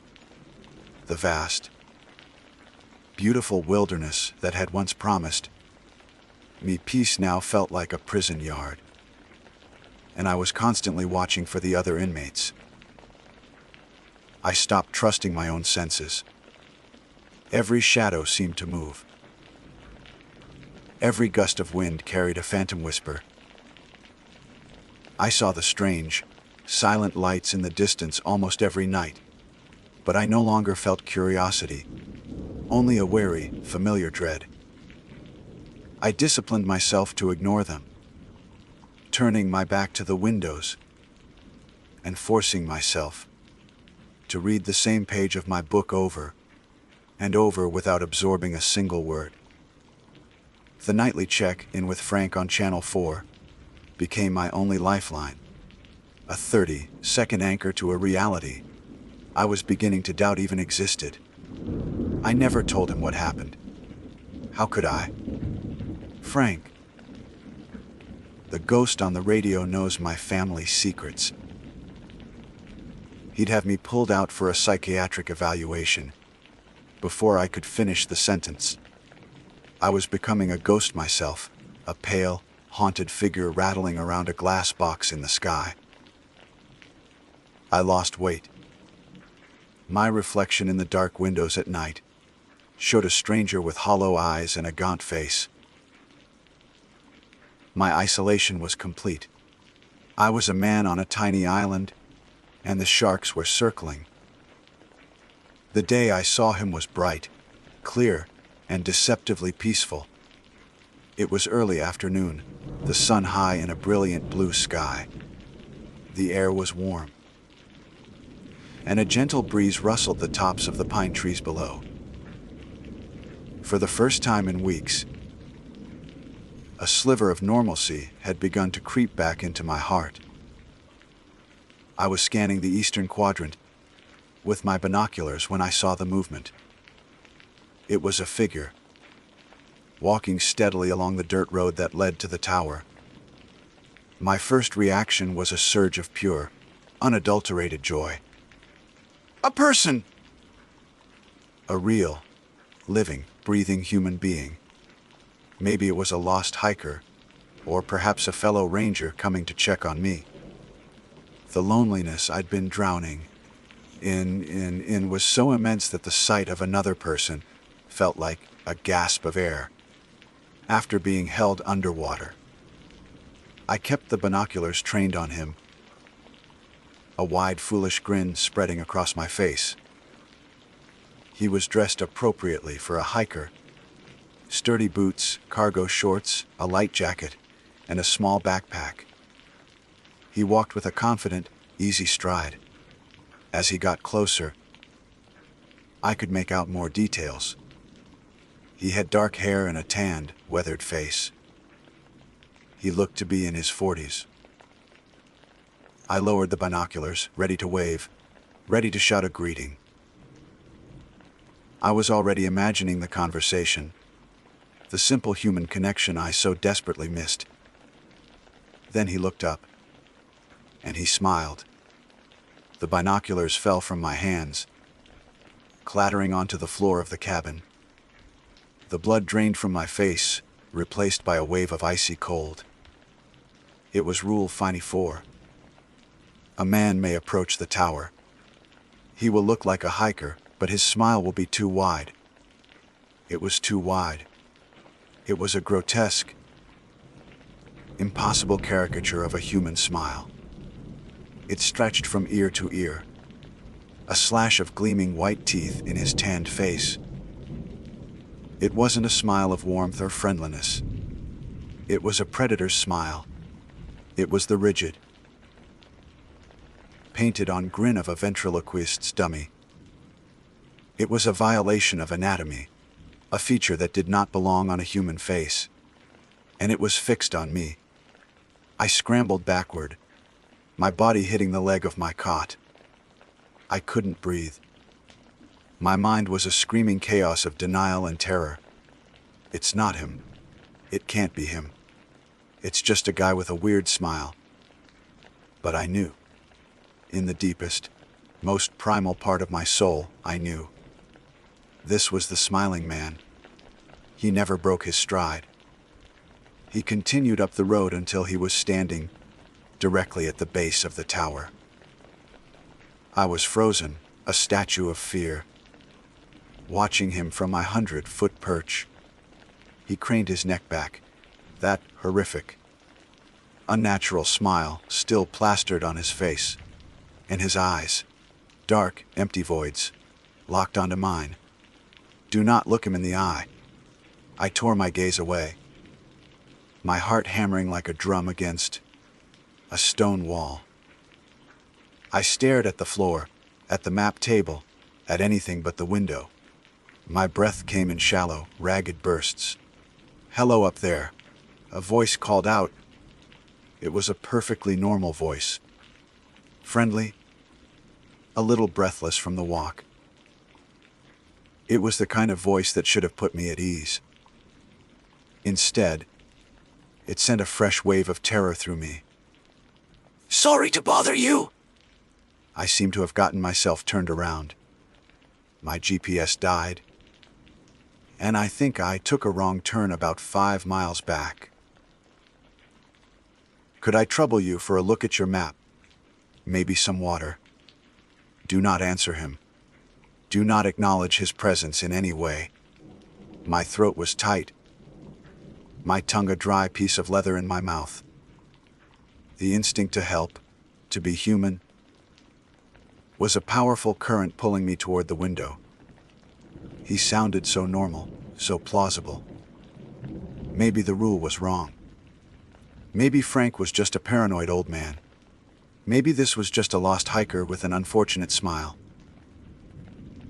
Hello. He called again, his voice still friendly, but with a new edge to it, a hint of impatience. I can see you in there. I know you can hear me. It's a hot day. I'd really appreciate a little help. I squeezed my eyes shut, my knuckles white as I gripped the edge of the desk. I focused on the whirring of the fan, trying to make it the only sound in my world. I recited the rule over and over in my head like a mantra. Do not answer. Do not look. Do not acknowledge. There was a long silence. I could feel him down there, standing, waiting, smiling. The silence stretched on for what felt like an eternity. I began to hope, to pray, that he had given up, that he would leave. Then came a sound that shattered my fragile composure. Cling. It was the sound of a footstep, on the first metal stair of the staircase. My eyes shot open. He was coming up. My heart stopped. I had locked the trapdoor at the top of the stairs last night. But had I unlocked it this morning? In my sleep, deprived haze, I couldn't remember. Panic, pure and undiluted, flooded my system. Cling, a steady, unhurried rhythm on the metal stairs. He was taking his time. He knew I was trapped. He knew I was listening. The sound was a countdown. I don't want to be a bother. His voice called out, closer now, maybe a third of the way up. The friendly tone was gone, replaced by something thin and reedy, something mocking. But it's not very neighborly to ignore someone in need. We're all alone out here, aren't we? We should stick together. Cling. He was halfway. I scrambled to the trapdoor, my hands shaking so violently I could barely see. I looked at the bolt. It was slid shut, locked. A wave of relief so intense it made me dizzy washed over me. He couldn't get in. Cling. He was nearing the top. I backed away from the trapdoor, pressing myself into the far corner of the cabin, making myself as small as possible. The footsteps stopped. He was right outside, standing on the narrow metal platform, just below the trapdoor. The silence returned. But now it was charged with an unbearable tension. I held my breath, listening. What would he do? Would he try to break the lock? Then a new sound. A soft, gentle tapping on the underside of the trapdoor. Tap, tap. Let me in, Jack, a voice whispered. It wasn't the friendly hiker's voice anymore. It was a dry, sibilant hiss, the same voice I'd heard in the wind. It was the voice from Channel 7. It was a voice that knew things it shouldn't. Tap, tap, tap. It's so lonely out here. Jack. The whisper continued, slithering through the floorboards. You don't have to be alone anymore. Just open the door. We have so much to talk about. We can talk about Sarah. A sob escaped my throat. I clapped my hands over my mouth to stifle it. He was toying with me, using my deepest fears as a weapon. This wasn't a hiker. This wasn't human. This was one of them. I stayed huddled in the corner, rocking back and forth, my mind fractured with terror. The tapping continued for what felt like hours, a patient, persistent rhythm that drilled into my sanity. The whispering never stopped, a constant stream of my name, my sister's name, and promises of an end to my loneliness. And then, as suddenly as it began, it stopped. The tapping ceased. The whispering vanished. There was only the sound of the wind and the fan. I didn't move. I waited, every muscle in my body screaming with tension. After 10 minutes of absolute silence, I crawled on my hands and knees to the edge of the trapdoor. I pressed my ear against the cold wood, listening. Nothing. With a surge of desperate courage, I peered through the small peephole in the center of the door. I saw the metal platform, the top of the stairs, and the vast expanse of the forest beyond. He was gone. He hadn't climbed down. He had simply vanished. I stayed on the floor, weeping, not from relief, but from the utter, soul-crushing certainty of my situation. The rules weren't just a guide to survival. They were the only thing separating me from a world of incomprehensible horrors that could walk in the daylight, wear a human face, and whisper my secrets through a locked door. As the sun began to set that evening, I watched the sky with a new kind of terror. I wasn't just worried about the color anymore. I was worried about what else the day could hold. The sunset was a fiery, brilliant orange, a perfectly normal end to a perfectly abnormal day. I locked the trapdoor, the sound of the bolt a prayer. I sat at my desk, the laminated list in front of me, my refuge. I had survived Rule 83, Rule 85, Rule 82, Rule 81, and now Rule 4. I felt a flicker of pride, of resilience. I had faced them, and I was still here. That's when I noticed it. The sky to the east, the direction of the coming night, was not turning black. It was deepening into a color I had never seen in nature. A pulsating, vibrant, sickly shade of green. It was the color of poison, of deep sea bioluminescence, of something profoundly and fundamentally wrong. Rule 6. If the sky turns a color that feels wrong, go to the corner of the room with no windows and face the wall. Do not look at the sky again until full darkness has fallen. The wrong color was here, and the sun had not yet fully set. There was no time for denial, no room for doubt.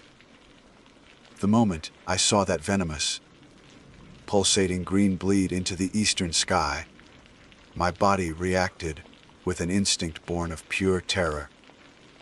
Every survival instinct I had honed over the past few weeks screamed one singular command: follow the rule. I didn't hesitate. I threw myself away from the windows, stumbling across the small cabin to the one corner the rules had designated as a sanctuary. The corner by the wood, burning stove. The only part of the room that was solid wood, without a single pane of glass to betray me. I slammed my back against the wall, slid down to the floor, and pressed my face into my knees, wrapping my arms around my head. Go to the corner and face the wall. Do not look at the sky again until full darkness has fallen. The last vestiges of the normal sunset were still visible through the western windows, casting long, orange shadows into the cabin. But a new light was growing, a nauseating emerald glow that began to seep through the windows on the opposite side. It was a silent, creeping invasion. The light didn't just illuminate. It felt like it was painting everything it touched, tainting it. I could see it on the floorboards in front of me. The familiar wood grain, turning a sickly, alien green. The very air in the cabin seemed to thicken, growing heavy and charged, like the moments before a lightning strike. Then came the sound. It started as a low hum, a vibration that seemed to come from the earth itself, traveling up the steel legs of the tower and into my bones. It was a frequency that felt fundamentally wrong, causing my teeth to ache and my stomach to churn. The hum grew steadily in volume, and within it, other sounds began to coalesce. It was not the sound of the wind, nor of any animal I could name. It was a wet, tearing sound, like giant sheets of canvas being ripped apart, punctuated by deep, resonant pops, as if massive trees were being snapped in two like twigs. The forest, which had been my silent companion, was screaming. I pressed my hands harder against my ears, but it was useless. The sound was inside my head. The sickly green light intensified, and even with my eyes squeezed shut, the world behind my eyelids was a canvas of strobing, lurid color. The whispers returned, but they were no longer the sly, sibilant hisses from before. They were a chorus now, a cacophony of thousands of voices, all speaking at once, a torrent of incomprehensible words that scraped at the edges of my sanity. And through it all, I could hear something else. Something moving. It was immense. I couldn't see it, but I could feel its presence, its weight. The tower, which had stood firm against winds and storms, began to sway. Not the gentle, rhythmic sway of a tall structure in the breeze, but a violent, jarring motion, as if a colossal hand had taken hold of the steel frame and was shaking it. A metallic groan of stressed metal echoed through the cabin. The books on my small shelf tumbled to the floor. The firefinder rattled on its pedestal. I was certain the tower was going to be torn from its foundations and thrown into the abyss. The temptation to look, to see the architect of this madness, was the most powerful force I have ever felt. It was a physical craving, an itch in my brain that demanded to be scratched. What could cause this? What kind of creature or force could warp the sky and shake the earth? My mind, in its terror, conjured images of things from beyond the stars, of ancient, slumbering gods awakened from the depths of the earth. Knowing, I thought, would be better than this blind terror. Even if the sight killed me, at least I would know. I started to turn my head, my muscles screaming in protest against my own survival instinct. My cheek scraped against the rough wood of the wall. Just a glance. One quick look. Then, through the cacophony, a new sound cut through the noise with chilling clarity. It was the sound of the trapdoor bolt. It was rattling in its housing, shaking back and forth as if someone, or something, was trying to force it open from the outside. The sound snapped me back from the brink. The smiling man. Was he back? Was this his doing? The image of his too wide smile, of his dead eyes, flashed in my mind, and it was enough. I slammed my head back against my knees, a strangled sob escaping my lips. I would not look. I would not let them win. I stayed there, a trembling ball of fear in the corner, as the world outside was unmade and remade. Time ceased to have meaning. It could have been minutes or hours. I was lost in a sensory hell, my mind retreating to the only place it could, the laminated list of rules. I recited them silently, a litany for the damned. Channel 7, the lights, the sweet smell, the smiling man, the whispers, the wrong color, the trapdoor. They were the only thing that made sense in a world that had come undone. They were the laws of this new, terrible physics. Then, as gradually as it had begun, it started to recede. The violent shaking lessened, returning to a gentle sway. The cacophony of jeering sounds and whispers faded, the hum sinking back into the earth. The lurid green light that had filled the cabin began to dim. I stayed perfectly still, not daring to believe it was over. I waited until the only light was the faint, silvery glow of the moon and stars filtering through the windows. I waited until the only sound was the familiar, lonely whistle of the wind. Until full darkness has fallen. Slowly, painfully, I uncurled my body. My muscles were cramped and screaming. I felt 100 years old. I pushed myself up, using the wall for support, my legs shaking uncontrollably. I turned around. The cabin was a mess. Books and papers were scattered across the floor. My tin plate and cup had been thrown from the desk. But the structure was intact. The windows were not broken. I took a hesitant step towards the nearest window and looked out. The forest was dark, silent, and still. The moon cast a pale light over the endless sea of trees. Everything looked exactly as it should. There was no sign of the cataclysm I had just experienced. No broken trees, no scorched earth. It was as if nothing had happened. Was it possible? Had it all been in my head? A complete psychotic break brought on by stress and isolation. Then I saw the windows. On the outside of the glass, on all four sides of the tower, were handprints. They were not human. They were too long, with too many joints in the fingers. They were pressed against the glass from top to bottom, hundreds of them, overlapping. Like a crowd of impossible beings had swarmed the tower, trying to peer inside.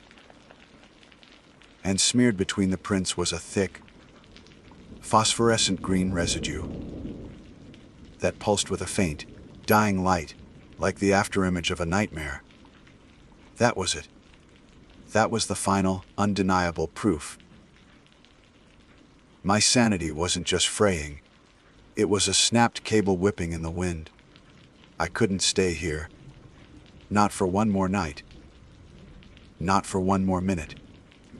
Survival was no longer about following the rules. It was about escape. A frantic energy seized me. I ignored the mess on the floor. I ignored the glowing handprints on the windows. My mind was focused on a single objective: my car. It was a 3-hour drive to the nearest town. But it might as well have been to another galaxy. I grabbed my keys from the hook by the door. I snatched my wallet from the desk, and then my hand paused, hovering over the laminated list of rules. It had been my Bible, my shield. I couldn't leave it. I snatched it up and shoved it into my pocket. I turned to the trapdoor, my escape route. My hand was on the bolt, ready to slide it open and flee down the stairs into the relative safety of the night. And then I froze. Rule phase 7. The last one. The one I had followed so diligently every day that it had become muscle memory. Lock the trapdoor at the top of the stairs from the inside every night at sunset. Unlock it at sunrise. No exceptions. It was not sunrise. It was the dead of night. Every other rule had been a reaction, a defense against an active threat. This one was different. It was a preventative measure, a proactive command. No exceptions. Why? What happened if you unlocked the door before the sun was up? My heart, which had been hammering with frantic energy, slowed to a heavy, painful thud. I was trapped by the very system that had kept me alive. To stay meant enduring whatever else this night had in store for me. To leave meant breaking a rule, and I had seen, with horrifying certainty, what happened when the rules were tested. I stood there, paralyzed by indecision, my hand trembling on the cold metal bolt. The silence of the forest pressed in on me. Stay or go. Certainty of horror within, or the uncertainty of a new horror without. My will broke. I couldn't stay. I would rather face the unknown than endure the known. I chose to run. To hell with it. I whispered, my voice a dry rasp. I took a deep breath and slid the bolt open. The sound was deafening in the silence. It was the sound of a final, irrevocable choice. I gripped the handle of the trapdoor and pulled. It swung upwards with a groan. Cool night air washed over my face. Freedom. I was about to put my foot on the first step of the staircase when I heard it. It came from directly below me, from the darkness of the stairs. It was not a whisper. It was not a footstep. It was not a tap. It was a soft, contented sigh. A sound of satisfaction, of a long, held breath being released. It was the sound of something that had been waiting patiently, knowing that, sooner or later, the door would open.